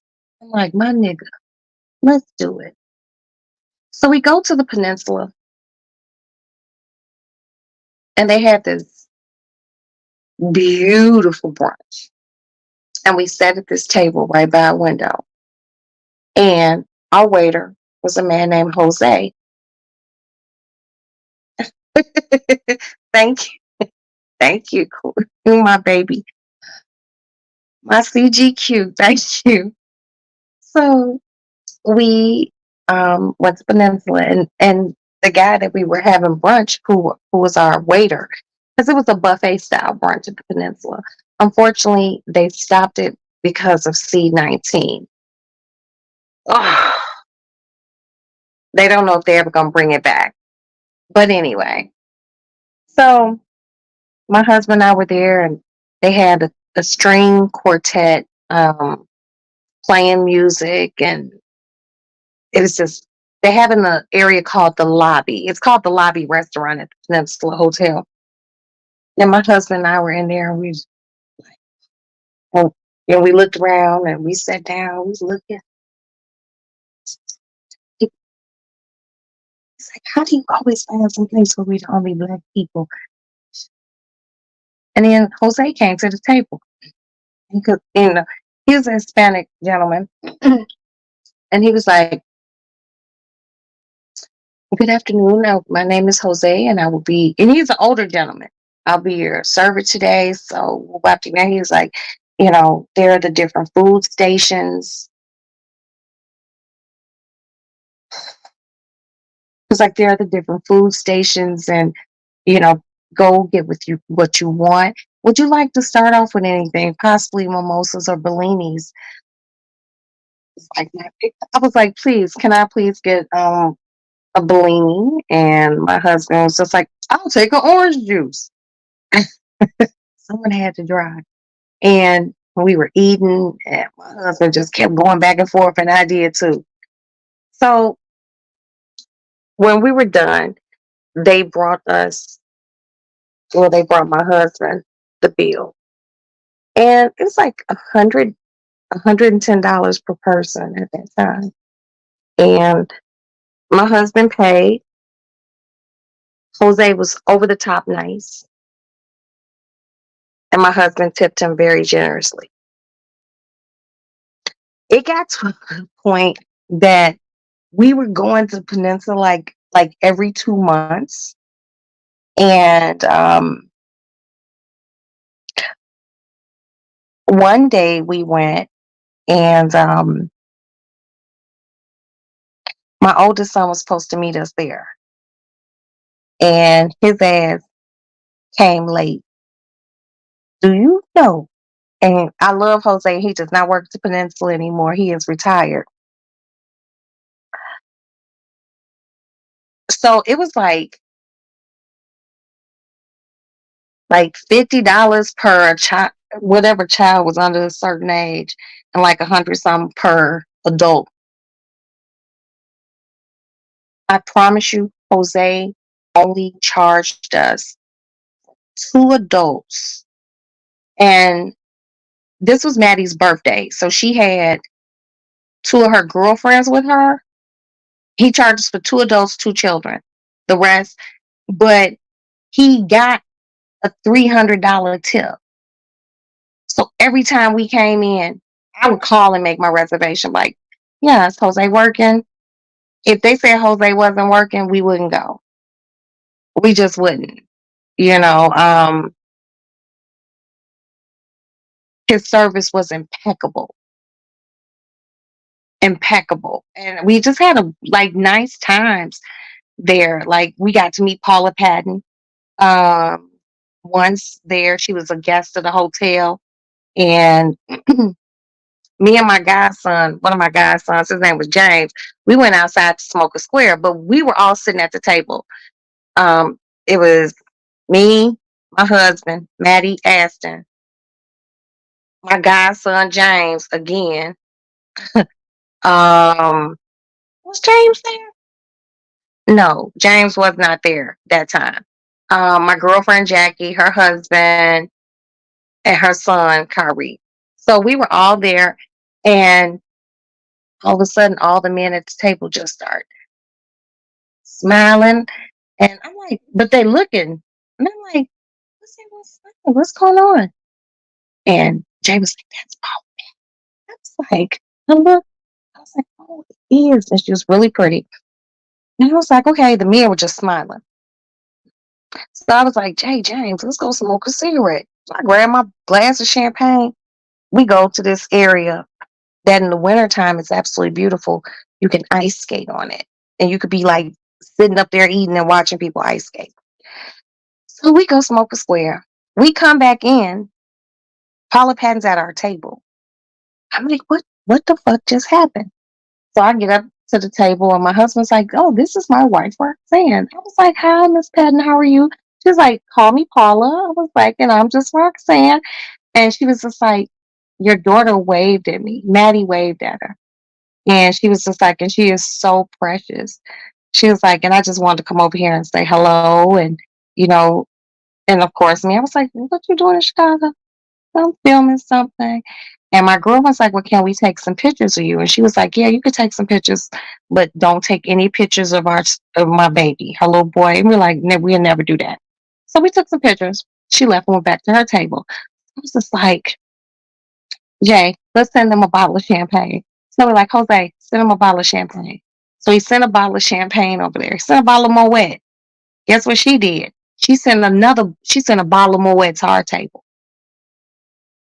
Guess what we did? We sent a bottle of Moet to her table. Guess what she did? She sent another bottle of Moet. So this was three different things, three different bottles. I sent three to her. She sent three. We finished those bottles, and then we paid the bill, and we got up to leave. And she's like, "You guys leaving?" She's like, "Come here, come here." And she was like, "I was gonna go shopping." She said, "But these back-to-back bottles, I'm taking my son and I'm going upstairs to lay down." She gave everyone a hug. Her She had like maybe her assistant or somebody at the table with her. They were very gracious and they were like, "Thank you for the champagne." But it was a champagne day. And we went home and everyone went to sleep with a full belly and a wonderful memory. It's just about being classy. And I've learned so much about people, even my age. And, my mom told me, she was like, well, Roxanne, sometimes you have to understand that, pardon me, she said some people don't know. But it be the people who don't know, and is it raining?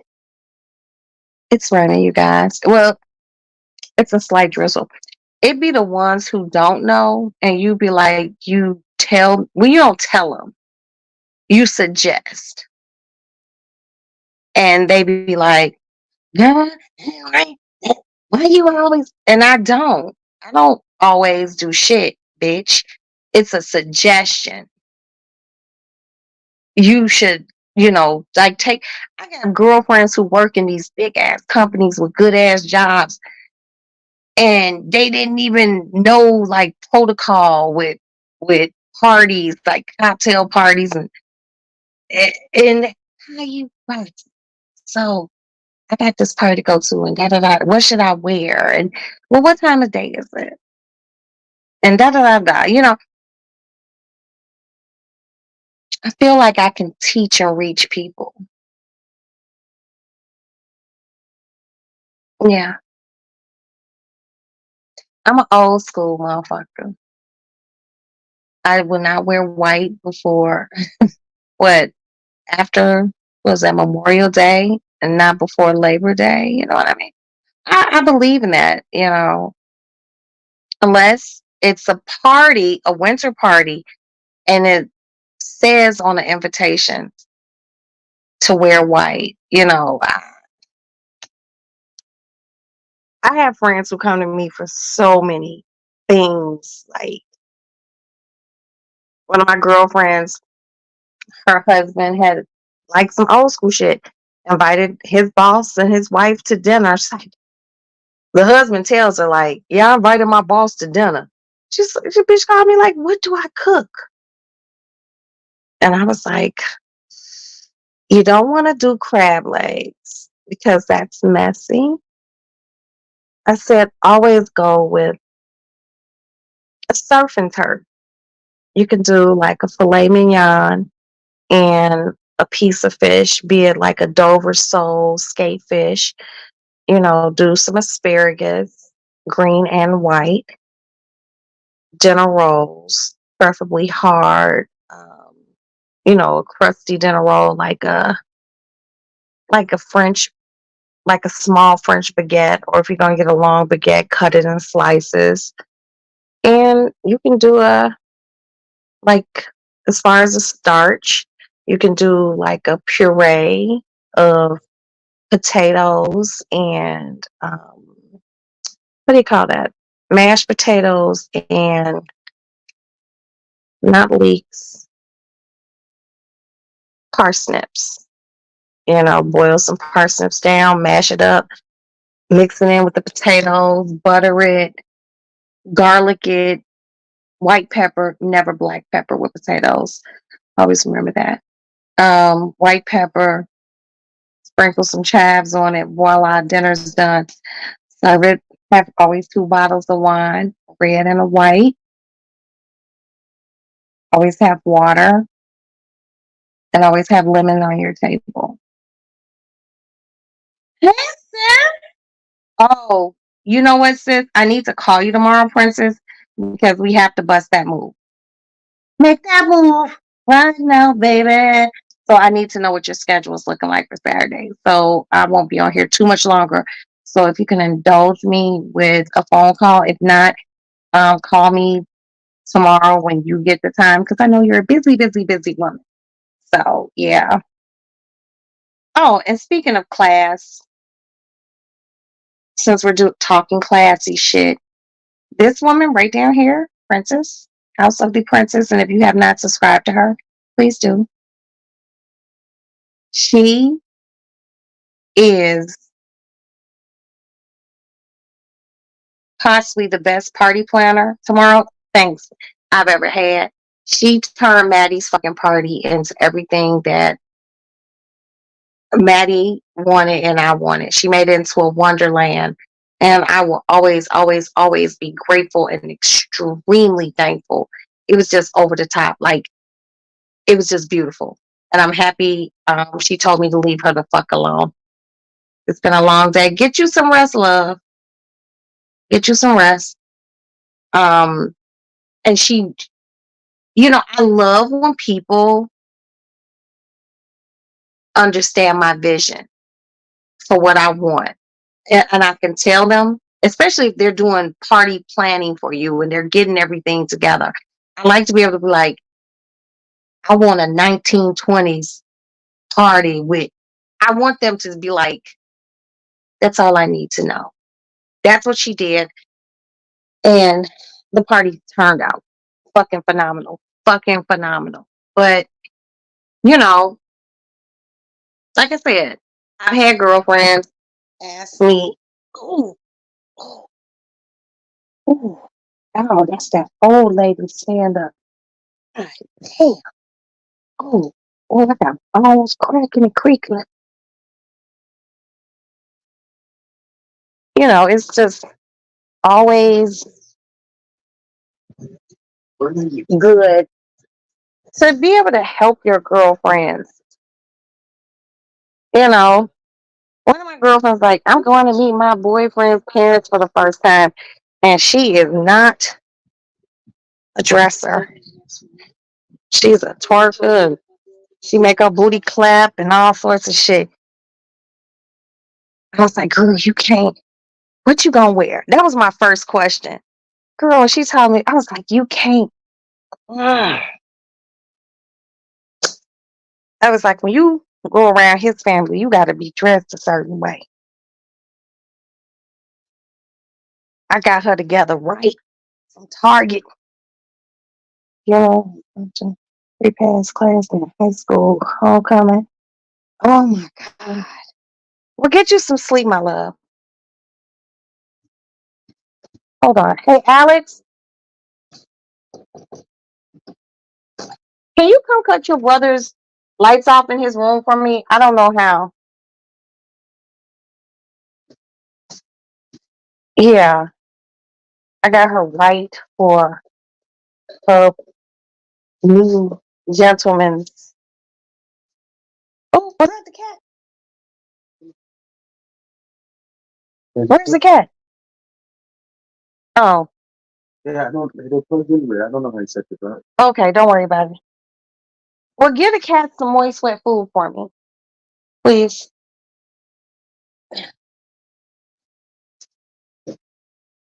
So we'll get down there a little early. You and I will have breakfast and run over to Maddie's. But we'll be back by 5 o'clock so you can get to work.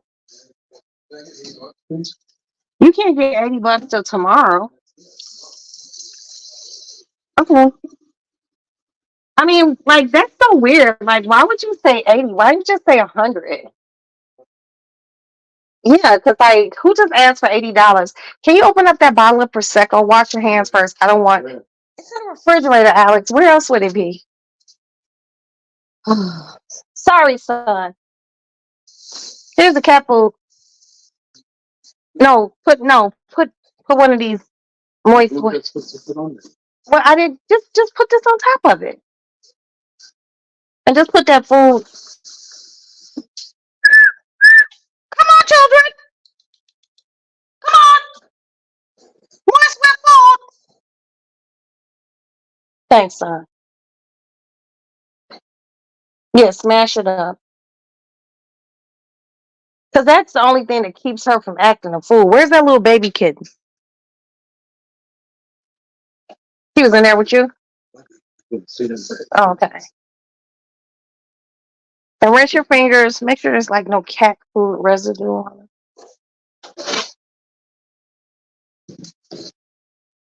No, you'll be back on time to go to where you have to go, and I'll make sure you have some money, okay? You're welcome, son. Thank you for going with me. Did you drink that hibiscus tea I made? Wasn't good. I'll make you some. Take home with you, okay? I'll make it during the weekend and just drop it off once you get home. Thanks. Well, just pop it. I don't like being around bottle. You know, I got hit in the eye with a cork one day. Yay!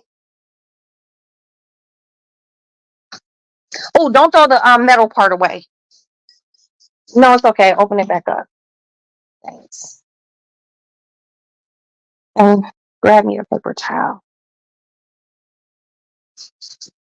You want Bob Evans tomorrow or Cracker Barrel?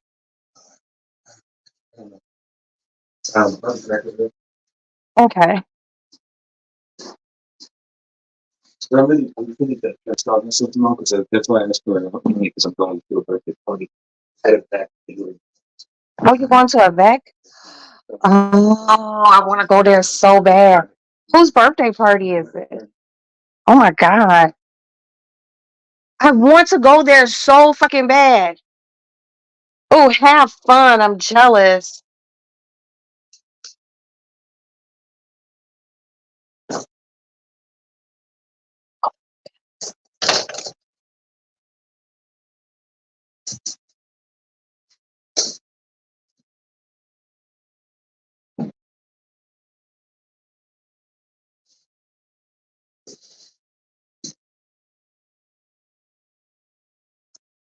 All right.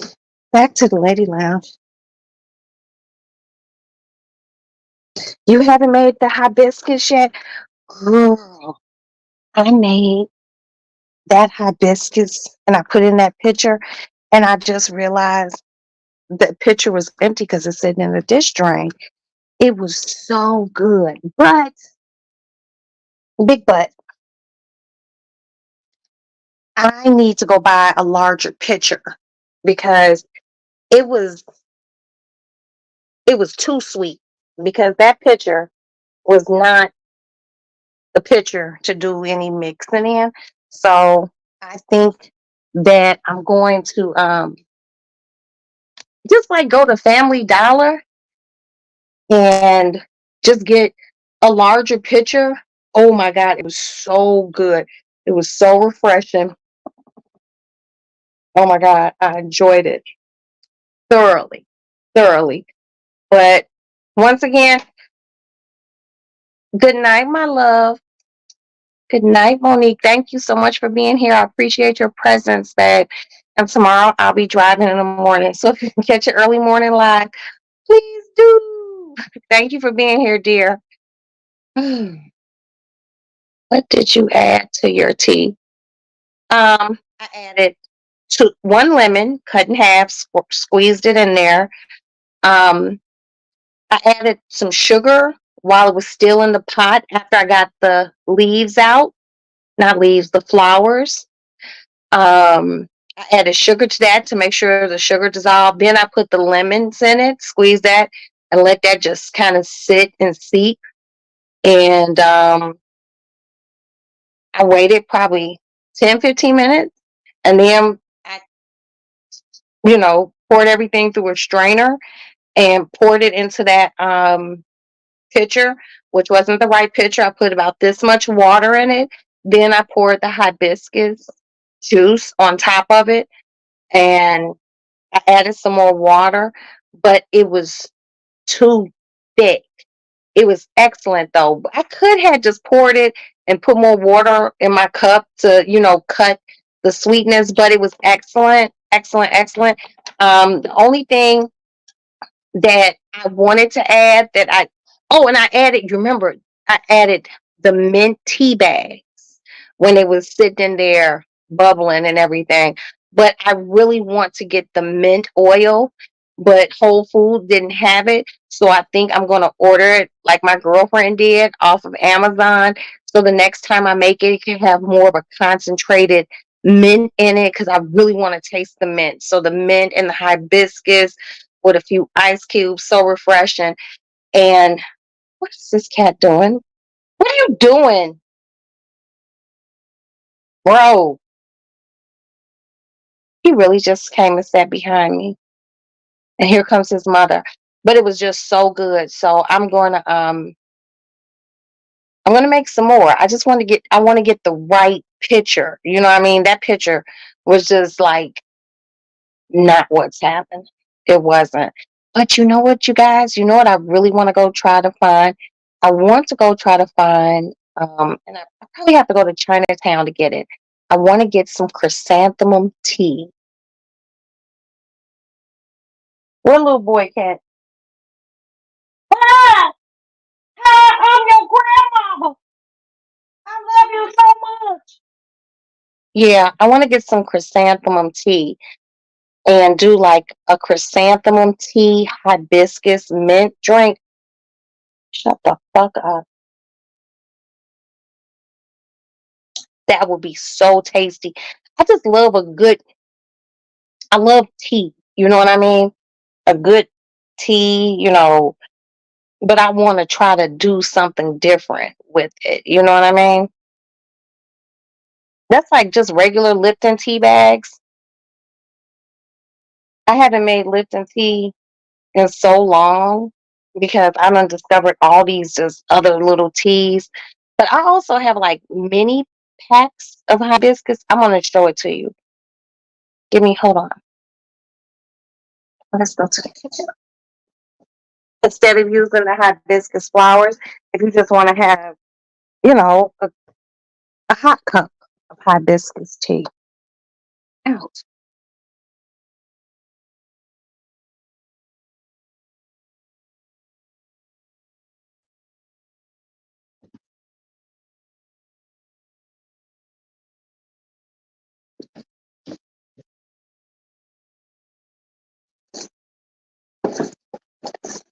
Here we go. It's by McCormick.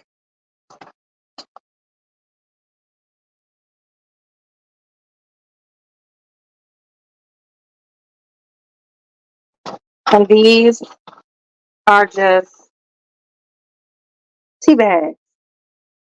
And this one is open, which means one of my kids opened it and didn't even take the tea bag out. And this is just for like the McCormick one is caffeine free, it says.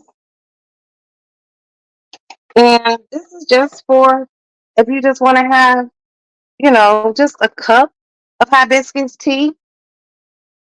Just, a little something personal.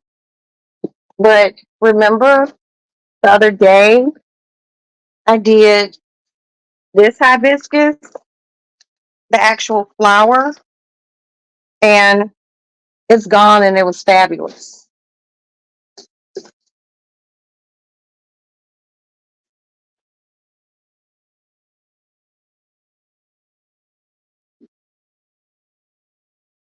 I gotta clean the cat litter box out tonight because I can't leave here tomorrow in the morning and the cat litter box isn't clean. Girl, no. Kiki, it cut it.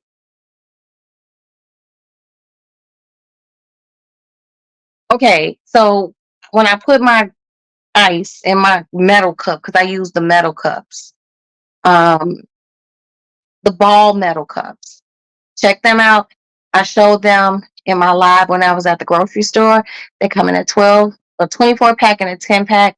The 24 pack, I think, is like $13. The 10 pack is like $10. You will be so happy with that. So I put my ice in there and I poured the hibiscus on top of it and I put a straw in it and I was drinking it. And it was just so good that Kiki, I don't think I gave the ice even time to really. What the fuck? What is that? Oh, this is Mama Cat.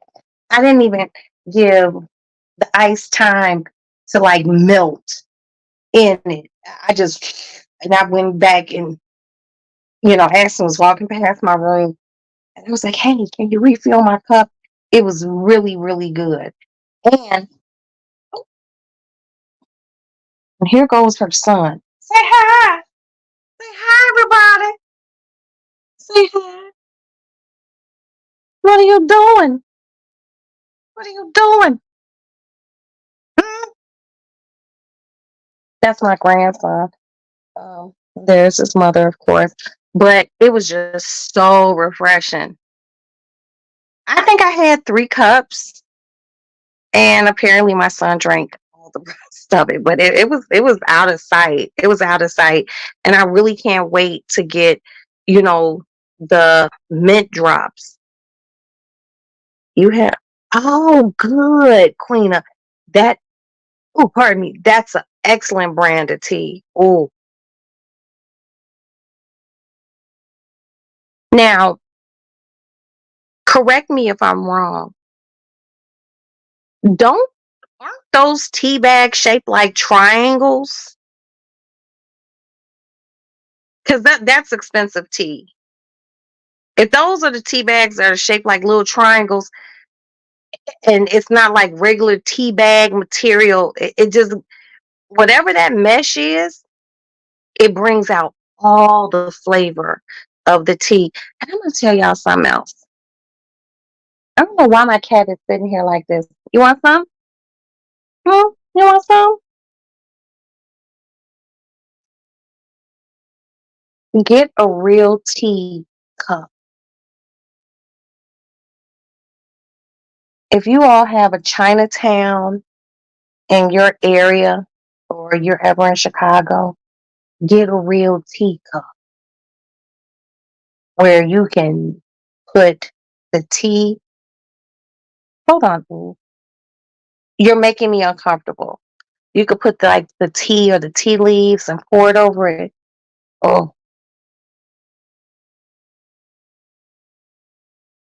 I love a good tea. You can go,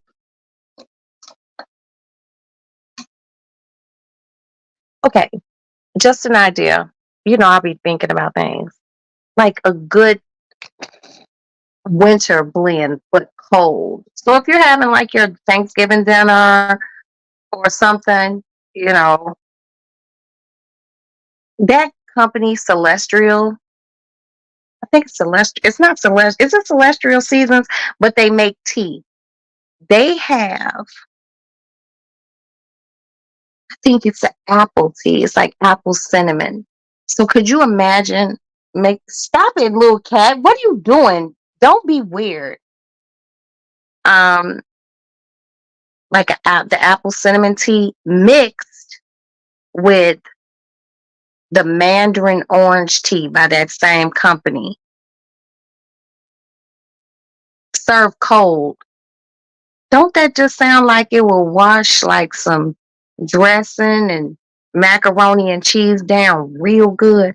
What do you want, look at? Hmm? What do you want? What do you want with me? What do you want with me? I love you. You gonna hit me. Your paw is up. You choosing violence.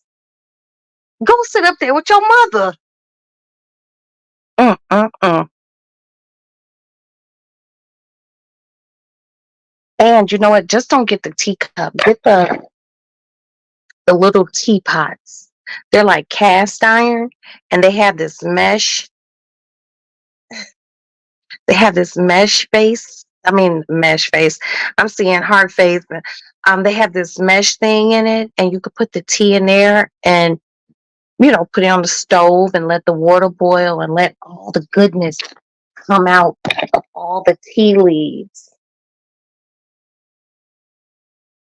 He got down to drink some water. He's so cute. He's gonna be going to his new home next week. I'm gonna be sad. I'm gonna be going through a depression. So this is a scheduled depression. Just letting you guys know. Please be there for me. He'll be leaving, but he's going to a good home. It's a lady I know. She's beautiful. She's fat. And she's gonna give him a good home. Just be so hard. Cause I remember the day you was born underneath my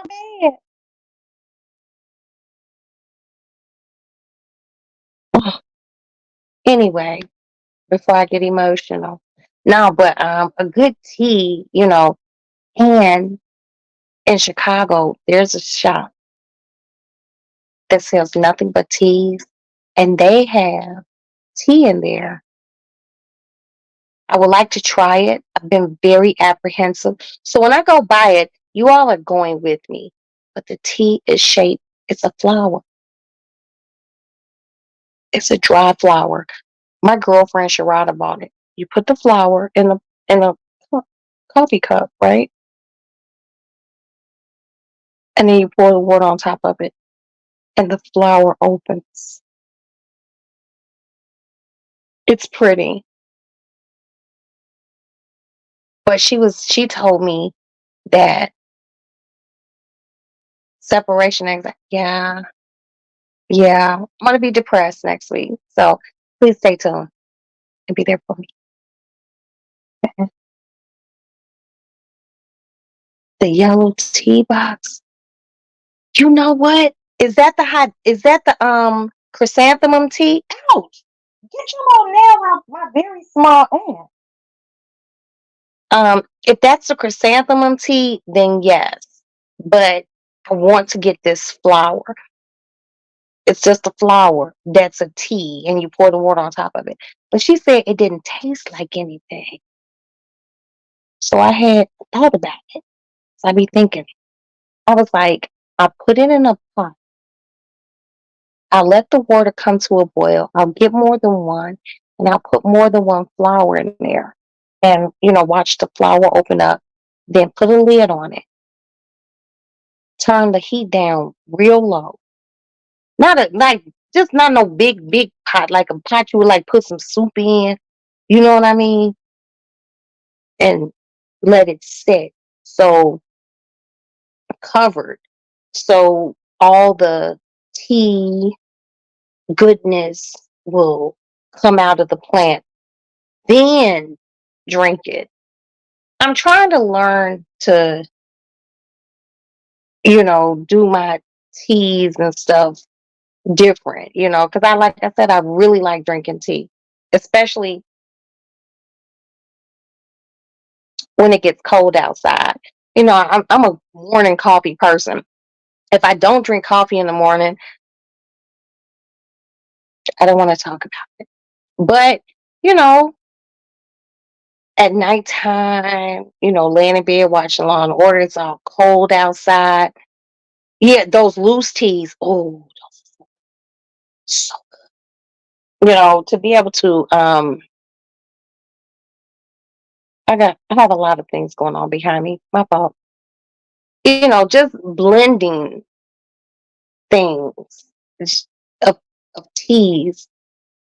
Oh, somebody come visit me in Chicago so we can go buy teas and do a tea tutorial. That little boy cat, I love you. But yeah, those loose teas, Kiki, those the ones that you could put in those little pots and put on the stove, and they got the little net mesh thing in them. Oh man. Oh.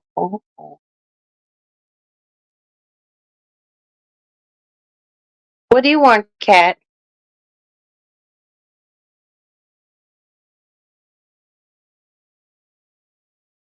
My cat is being weird. I don't like when she does that. That's not a real plant. Don't chew on it. You all, like, I don't know what the fuck is going on with you all. But yeah, loose teas are awesome. But like that loose hibiscus, if you want to make 1 cup of tea with a loose hibiscus, I seriously think you only need like maybe 2 flowers of it in hot water.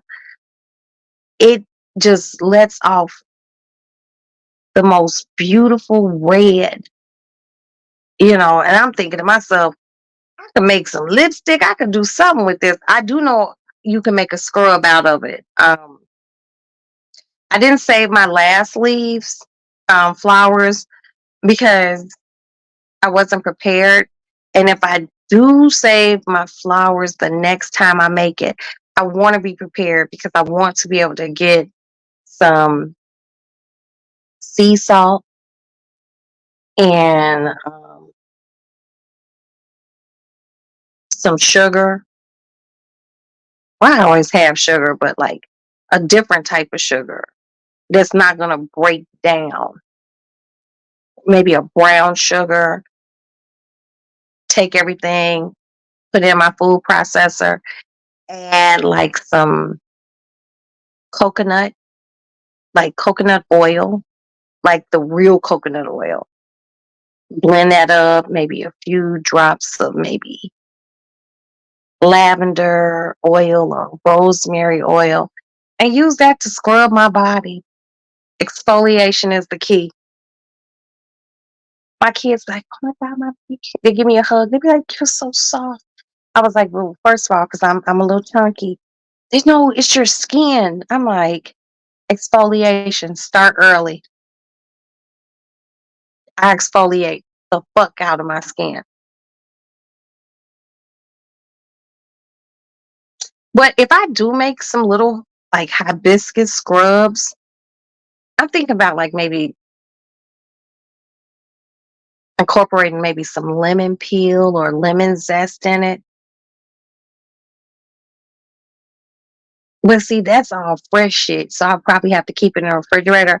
But I would like give some to like ladies who live close because I don't, like, here girl, go take a shower with this now, because you don't know how I've never made my own scrub, but I'm gonna try. As long as it has mint in it. It could be anything, it could be boo boo with mint. I'm good. I love mint.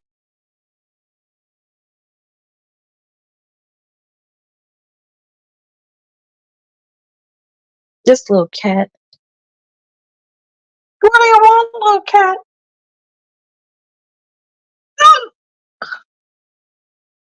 Look at him.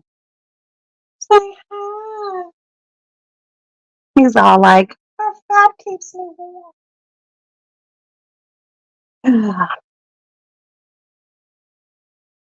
Oh, my son said he gonna clean this guinea pig cage out in the morning. He ain't gotta be at work till 7 o'clock at night. I'm gonna let him know when he getting in here from work. Don't even lay down. Clean that guinea pig cage out. ASAP. Speaking of ASAP and Rocky and Rihanna, did you see that new little baby? He is so cute.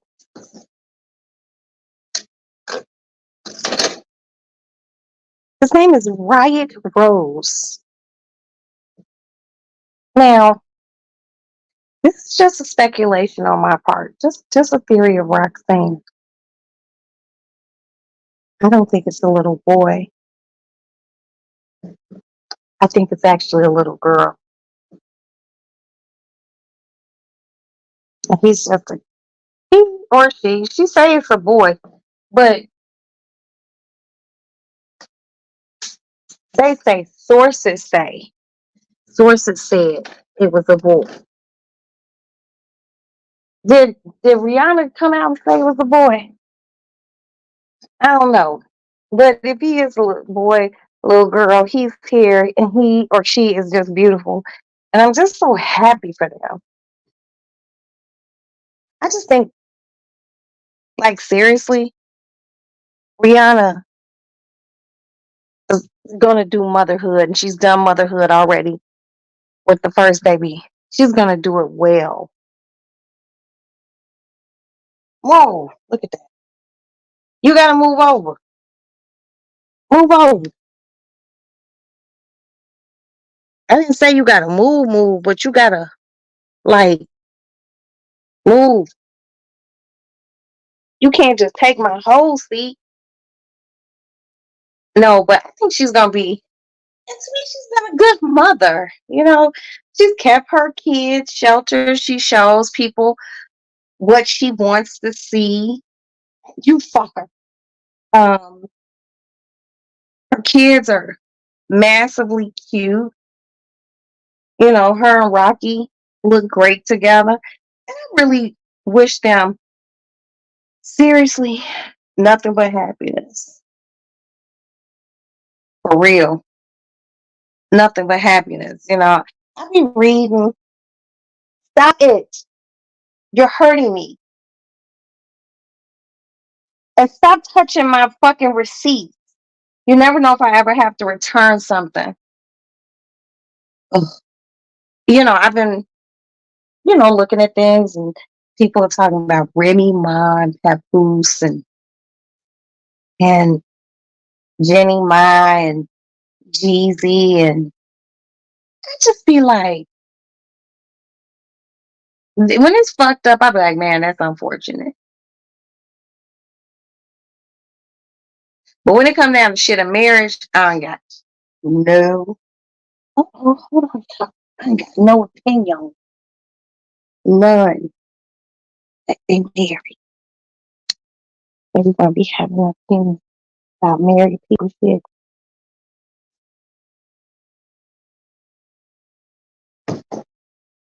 Hi. I'm well, thank you. How are you? That's great. How was work? You tired? Okay, go lay down. Ask the maid to work safely. Okay. You know, when it comes down to matters of,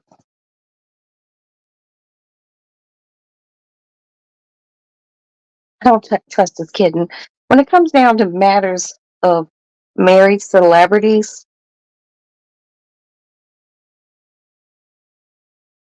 all I be like is, ooh, hopefully God see him through it. He know what's best. If they can't make it, they can't make it. I don't give no opinion on married folks shit.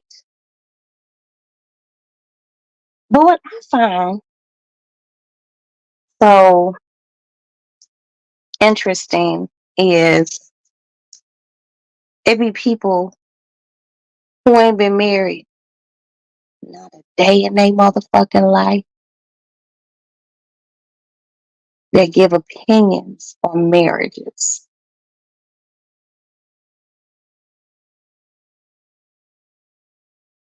If you ain't never been married, talking about what I would have done and what I would have did, you ain't did it.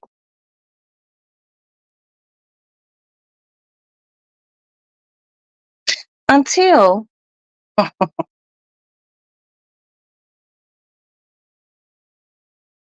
you are the person that in a life or death situation that the doctor will come to and say, there's nothing else we can do. We can keep them on life support, but they ain't never gonna recover.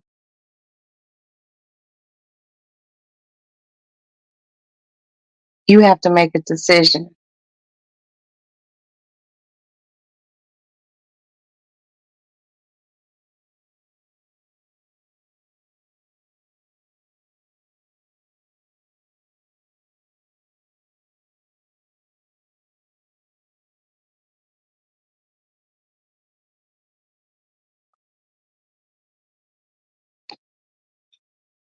I was having a conversation with a friend, and she was giving her opinion on a married couple. And I was like, you don't know what goes on? And she goes, but girl, she should do this and da da da. I was like, sweetie, you're not married. But I've been with my man for 10 years, and that's your mistake. You're not married. You've been with him for 10 years. He don't have no kids. Got a mama. That nigga can drop dead today. His mama's his next to kin. Got no power. There's no power in being a girlfriend. Unless a motherfucker has shit written down, ironclad across the board. If you don't have that, I knew a bitch, she had property with a motherfucker. They've been together a long time, nigga died. She was able to keep the house because her name was on that motherfucker too. Like, guess what? Guess what?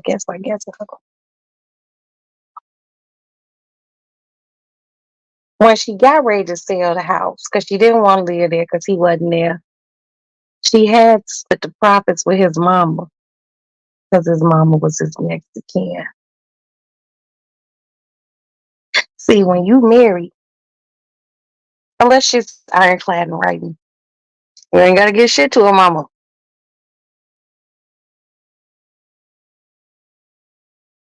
Certain states are spousal states.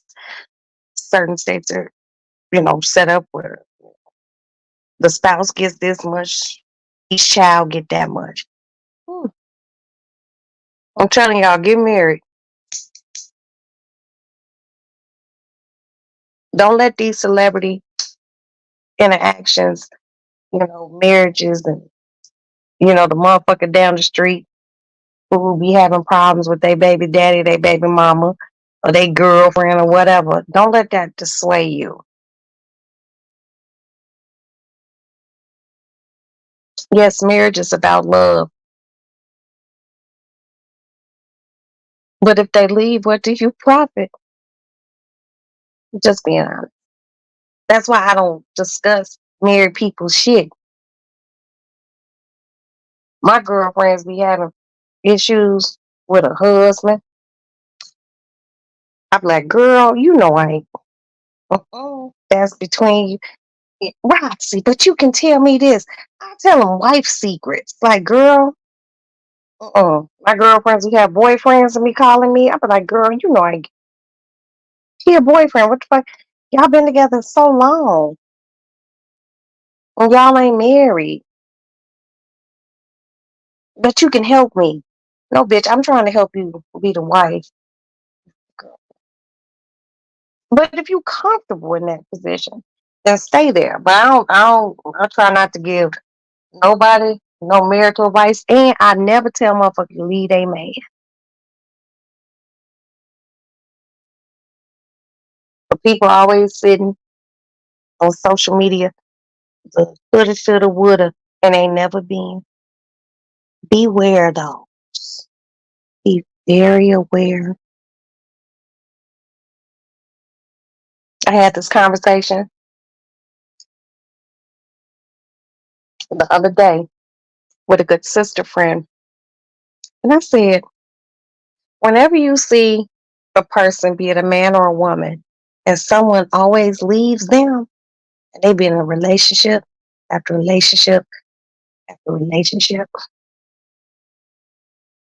and they get left, it's not the person who leaving, it's you. Well, my girlfriend, she be these nice ass guys. You know, I always wait for the new nigga to come. Go out for dinner with us. I want you to meet him. And I be, hi, how are you? Ouch. Don't do that, cat. And I be sitting there eating dinner, and she be laughing and feeding him food. And I'll be like, 4 months from now, you motherfuckers ain't even gonna be together. And I just sit there. And then they break up. And it's not even a breakup. Like, dude will leave her, and she'll be like, I'm coming over your house. All right. Bring something to sip on because it's gonna be one of those sip nights.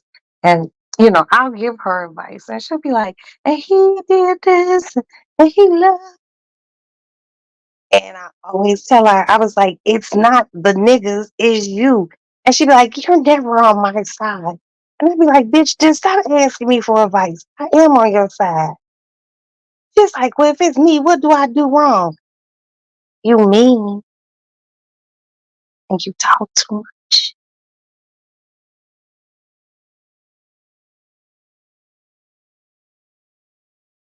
and you want to be the man and a woman in your relationship. Can't do that. And then she want to tell me I'm married maid. I'm old fashioned. And she younger than me. I'm old fashioned. I'm mammy maid. I'm an old fogey stogie. And I said, but bitch, I got a husband and you don't.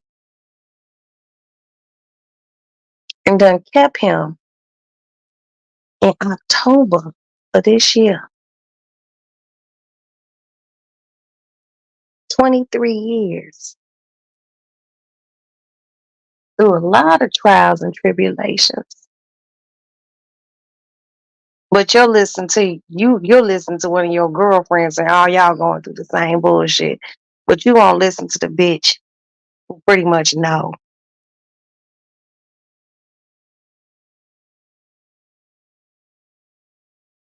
She one of those as soon as he come home from work. No, no, no, no, no, no, no. My husband just came home from work. What did y'all see? Hey, welcome home. You tired? Yeah, very. He in the room. I'm up here. We don't need to talk about shit.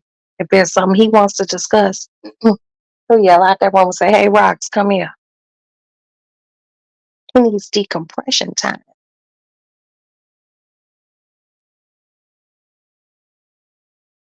We can come in, turn on Sports Center, whatever the fuck he gonna watch, go to sleep.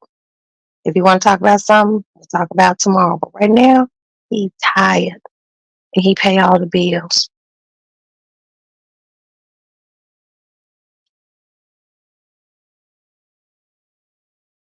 People be wondering, our grandparents stayed together for so long. Grandmama just, if they had a bunch of kids and grandmama wasn't working and granddaddy was, and he might work a second job, she she knew, don't hit him with a bunch of shit when you get home. Hell, I don't like nobody asking me no questions as soon as I wake up. Hell, I was asleep. And people done called me and I just woke up and I'd be like, hey, let me get my cigarette. Let me go use it. Let me brush my teeth and do all those things. And then I can address you. Okay. You just don't want to hear that shit when you done walked in work from work.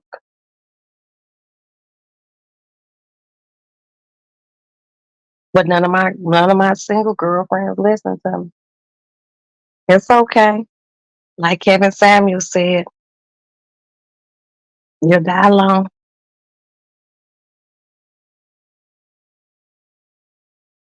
You might have kids. It's great to be surrounded by your kids. But man, just having that whole circle complete is dope. And I ain't gonna sit here and say I'm some sort of relationship expert because I'm not. But I don't tell married people what to do. And my single friends, because you single till you married. Um, you can't go. It never says on a job application or insurance policy, none of that shit. It don't say boyfriend, girlfriend, or fiance. It says single and married.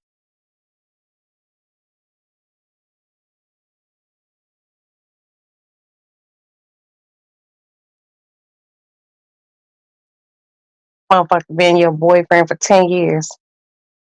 Did you single? Go fill out something and see if my man is on there.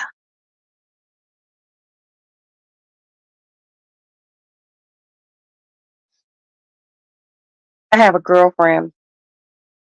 Her name is Renita. And I love Renita. And people, even me at one time, hold on, excuse me, even me at one time, I would get on Renita.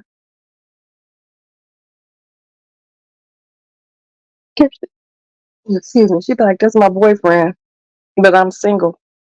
I'm like, no, Renita, that's your boyfriend. She was like, we ain't married. She the one who opened my eyes up to that. I'm like, but you guys have been together for like a year. She said, I love him, but we ain't married. She said, that shit ain't, my boyfriend ain't on the application. Next to kin, it says, you put down who your next of kin is. It might say husband or parent. That shit don't, it might say other, and then you can fill in that shit. But like, yeah, if I'm wrong, please, you know, for the love of God, tell me I'm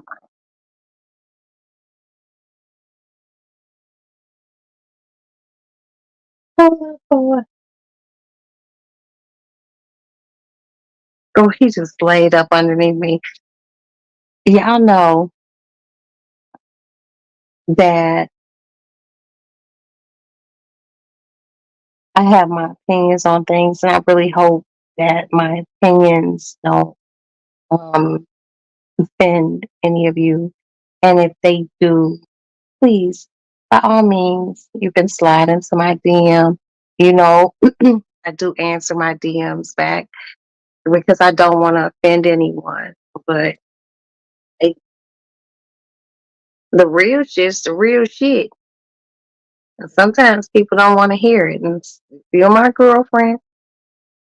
They didn't, they didn't want to hear it. And finally, you know, they were just like, nah, fuck that. I want to get married. I had a girlfriend. She had been with a motherfucker for God knows how long. She wanted to get married. He told her no. They break up and he married someone else like a year and a half later. And she was pissed. what was fucked up was him and her still talking on the phone. I'm just like, oh my God, y'all crazy. And she was just like, she asked him, why didn't he ever marry her? Because when she said something about it, I guess that spooked him. And he just said, but you just never seemed serious about it.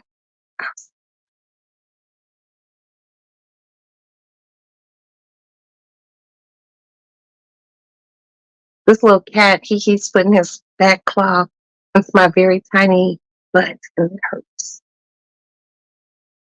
No,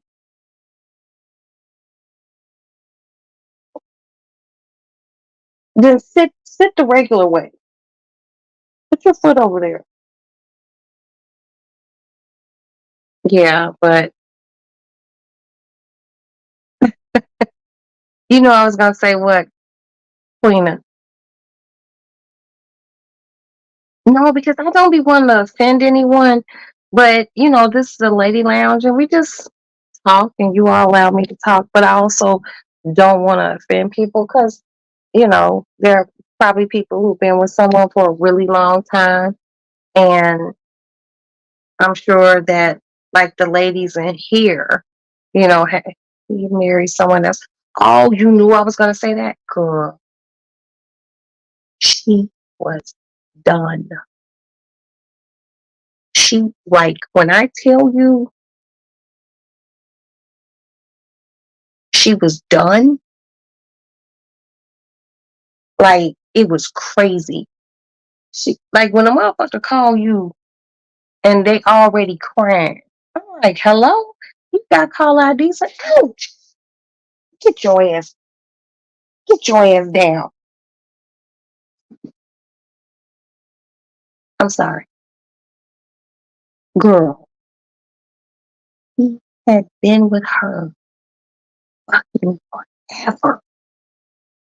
And they weren't like exclusive, but I just knew like this he gonna marry her.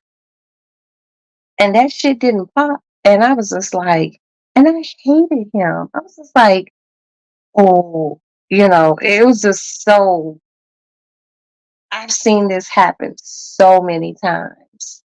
And I'm just like,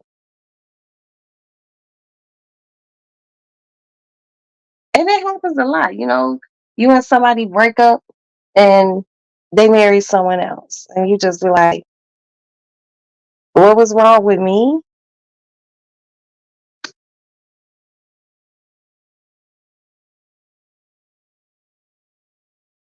And it's usually not, it might be something wrong with it with you, but who knows. But he literally married someone else. And she was just like, he was still like, I don't know. He was still talking shit. And she was like, well, why did you marry her? And da da da da. And he would be like, just say wild shit like, cause she completed me.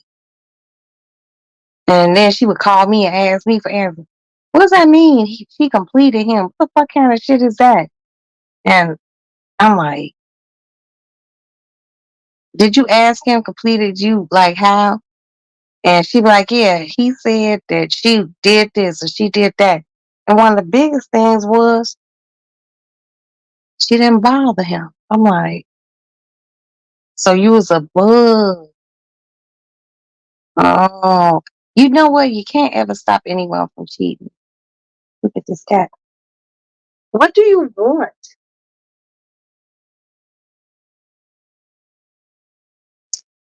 He just wants to be up underneath me. I love you, kitten.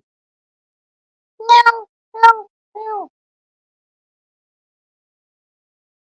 Yeah, she was, I've had a few friends devastated like that. I had one friend, she didn't even know. She knew dude was gonna get married, but she didn't know like the entire time him and her had been dealing with each other, he had another somebody. I was like, how did he? This bitch went to their wedding. She called me. She's like, I'm going to crash their wedding. I was like, girl, no, you not. She's like, right. Either you with me on this or you ain't. I was like, they still gonna get married. That bitch went to the wedding. She ended up getting locked up. Her mom, I mean, she was able to post bail. She got out on the I bond, but she went to their wedding and she went crazy. They had her locked up. She like one of our friends went to their wedding because she was better with them. She knew the groom and the bride, but she also knew the other chick, but she also didn't tell the other chick. I was just like, stop it. I was like, she got arrested. They were like, girl, she got arrested. Stop, little cat. Look, I'll pet you. Get off my gown. Okay, don't say meow to me like that. She got it. See, that's all he wanted. That's all you wanted. She got arrested. She went into church. She was cursing and she ran up the aisle like a raging bull and she like hit him and like the bridesmaids like jumped on her and they said it was crazy. And do you know the wedding still went on? And this dummy was locked up. I was like, well, how did you not know? I was like, and she was just like, he would spend like, I guess he would be at her house early on holidays and then he would go with his family and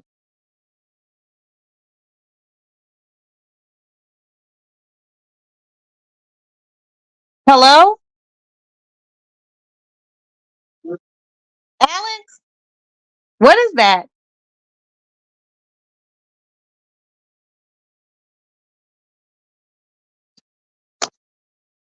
Yeah, can you take him in the room with you? Okay, pull him. Oh, get him, Alex.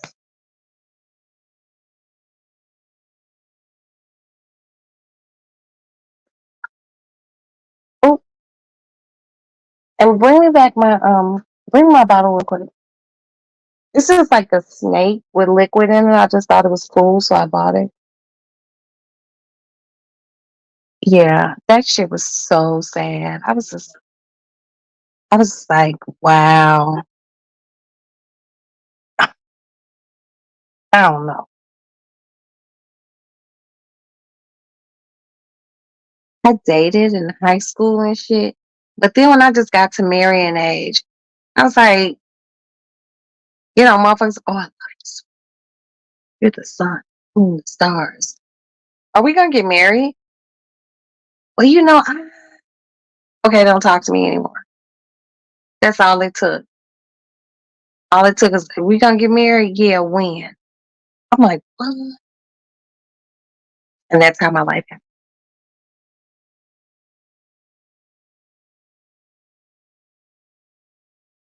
The alarm is on. Here, just, make sure you put the alarm back on. Here, wait, stop talk to me like that.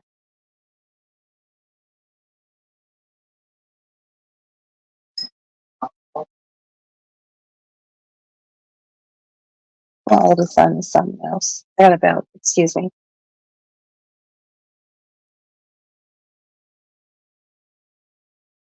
I thought the alarm was on.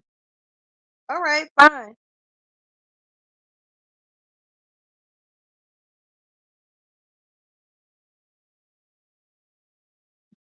But yes,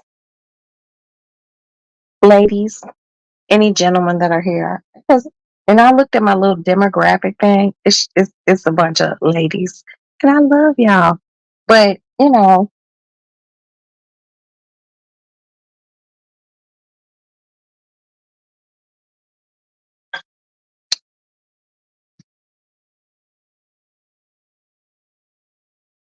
When someone loves you, they just love you.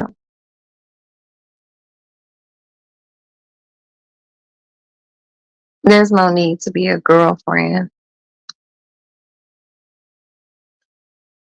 I've just seen that shit happen too many times to beautiful women. And then a lot of my girlfriends who it done happened to, like, dude didn't marry them, and then they be like calling me like, bitch, look up this name on Facebook. Look at that bitch. He married her.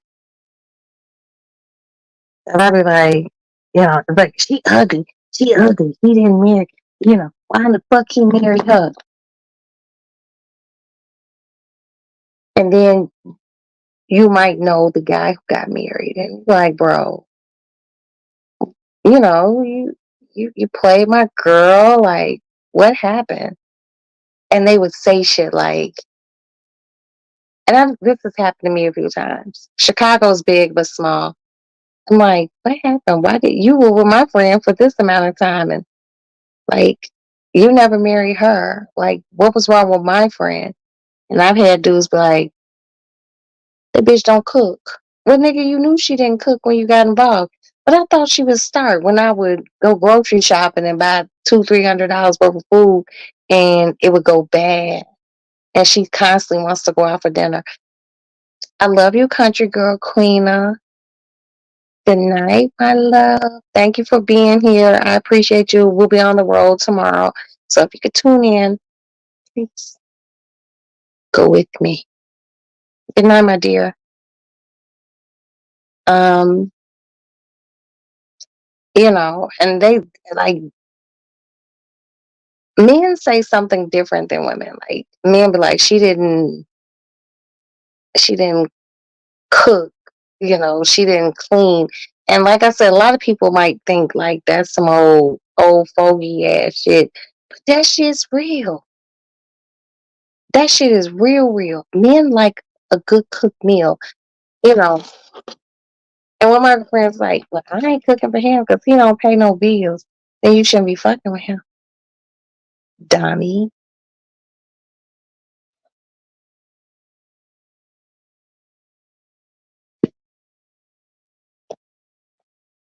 And then this same nigga who would leave her, get a job, and just do the most for the next. I was like, you don't command what you want.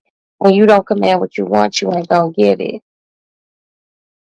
But you can't give every, like, especially within girlfriend groups, you just can't always do that.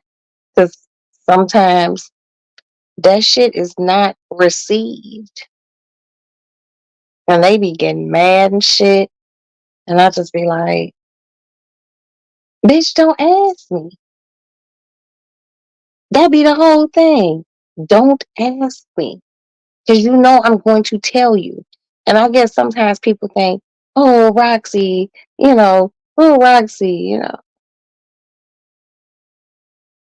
like, I'm not going to just tell you what the fuck it is.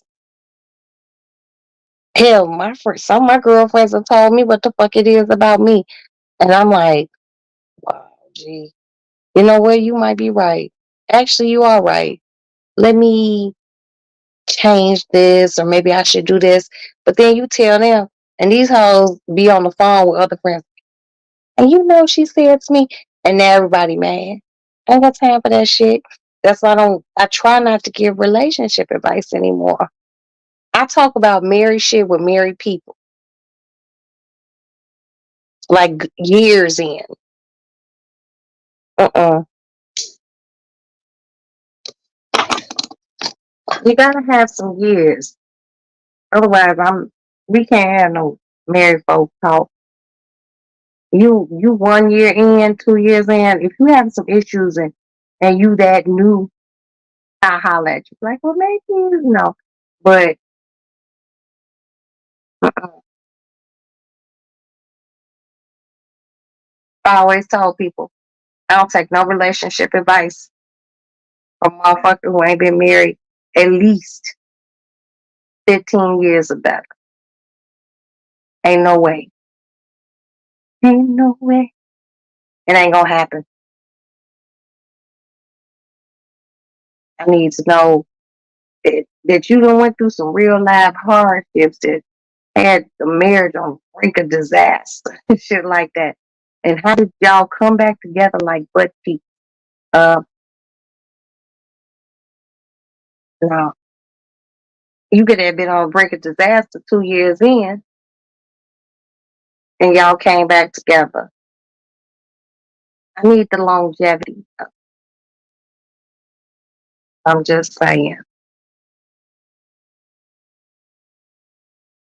That's just me.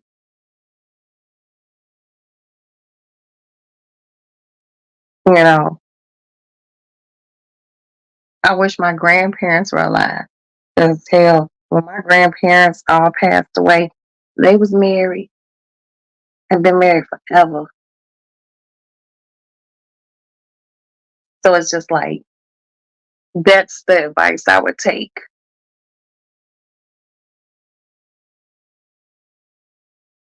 People who've been married 55, 60 years.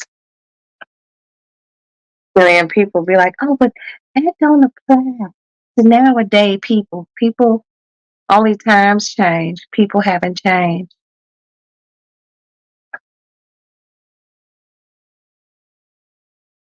And I see a lot of women who, might not have the same ideas that I have as far as roles in marriage. Because I done had some girlfriends tell me some shit. Like, I'm looking at them like, okay, 3 years later, they divorced.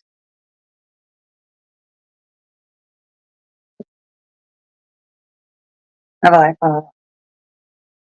And then they be divorced and bitter,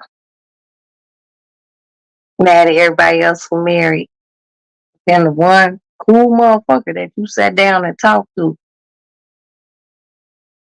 I was dumb. I was a slave. And I had girls, we ain't cool no more, but I had bitches tell me, girl, you a slave for your family. And I'm like,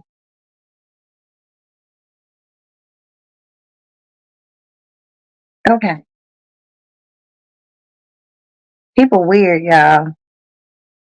But y'all know that. I ain't gotta tell y'all. People are true to life strange.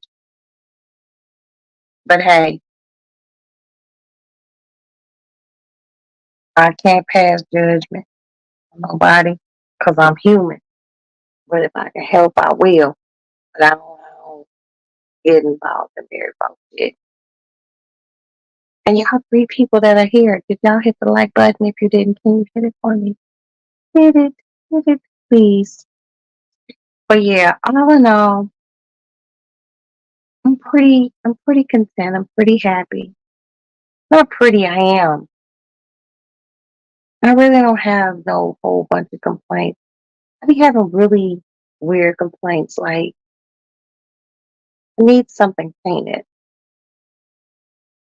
I need my floorboards cleaned. I need my refrigerator cleaned. That's getting done. Um, I want this carpet ripped out of my house, which I'm gonna have done. I'm slowly working on some things. Yeah. I'm gonna have the carpet ripped out of my living room first. And I'm gonna have some wood floors laid in there. And then I'm gonna do my dining room. And that's it. The bedrooms have carpet. That shit can stay.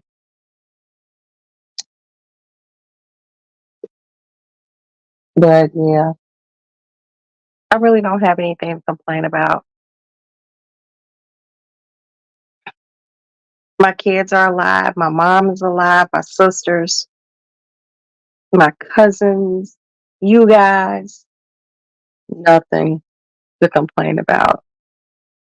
Living La Viva Loca. Just happy to be happy. Because I've had some times in my life where I wasn't happy. And I start just looking at things from a different perspective. and being grateful for what I have. And it changed the trajectory of my life.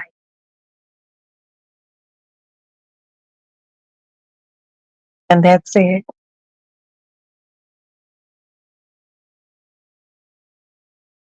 That's it. That's all. I'm gonna finish this little glass of Prosecco. It's 1:02 a.m.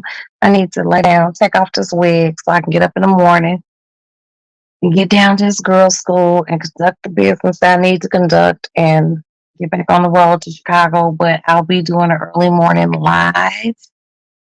I hope you guys can be here. I would like to thank Country Girl Queena. I would like to thank my Kiki.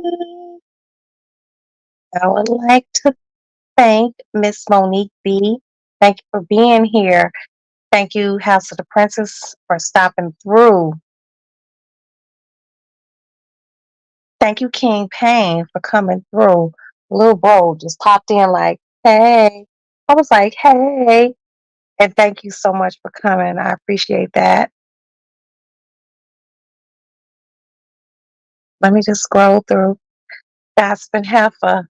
Rocky, thank you so much for being here, baby. I appreciate you. Miss Sparkle. Love ya. And that is it.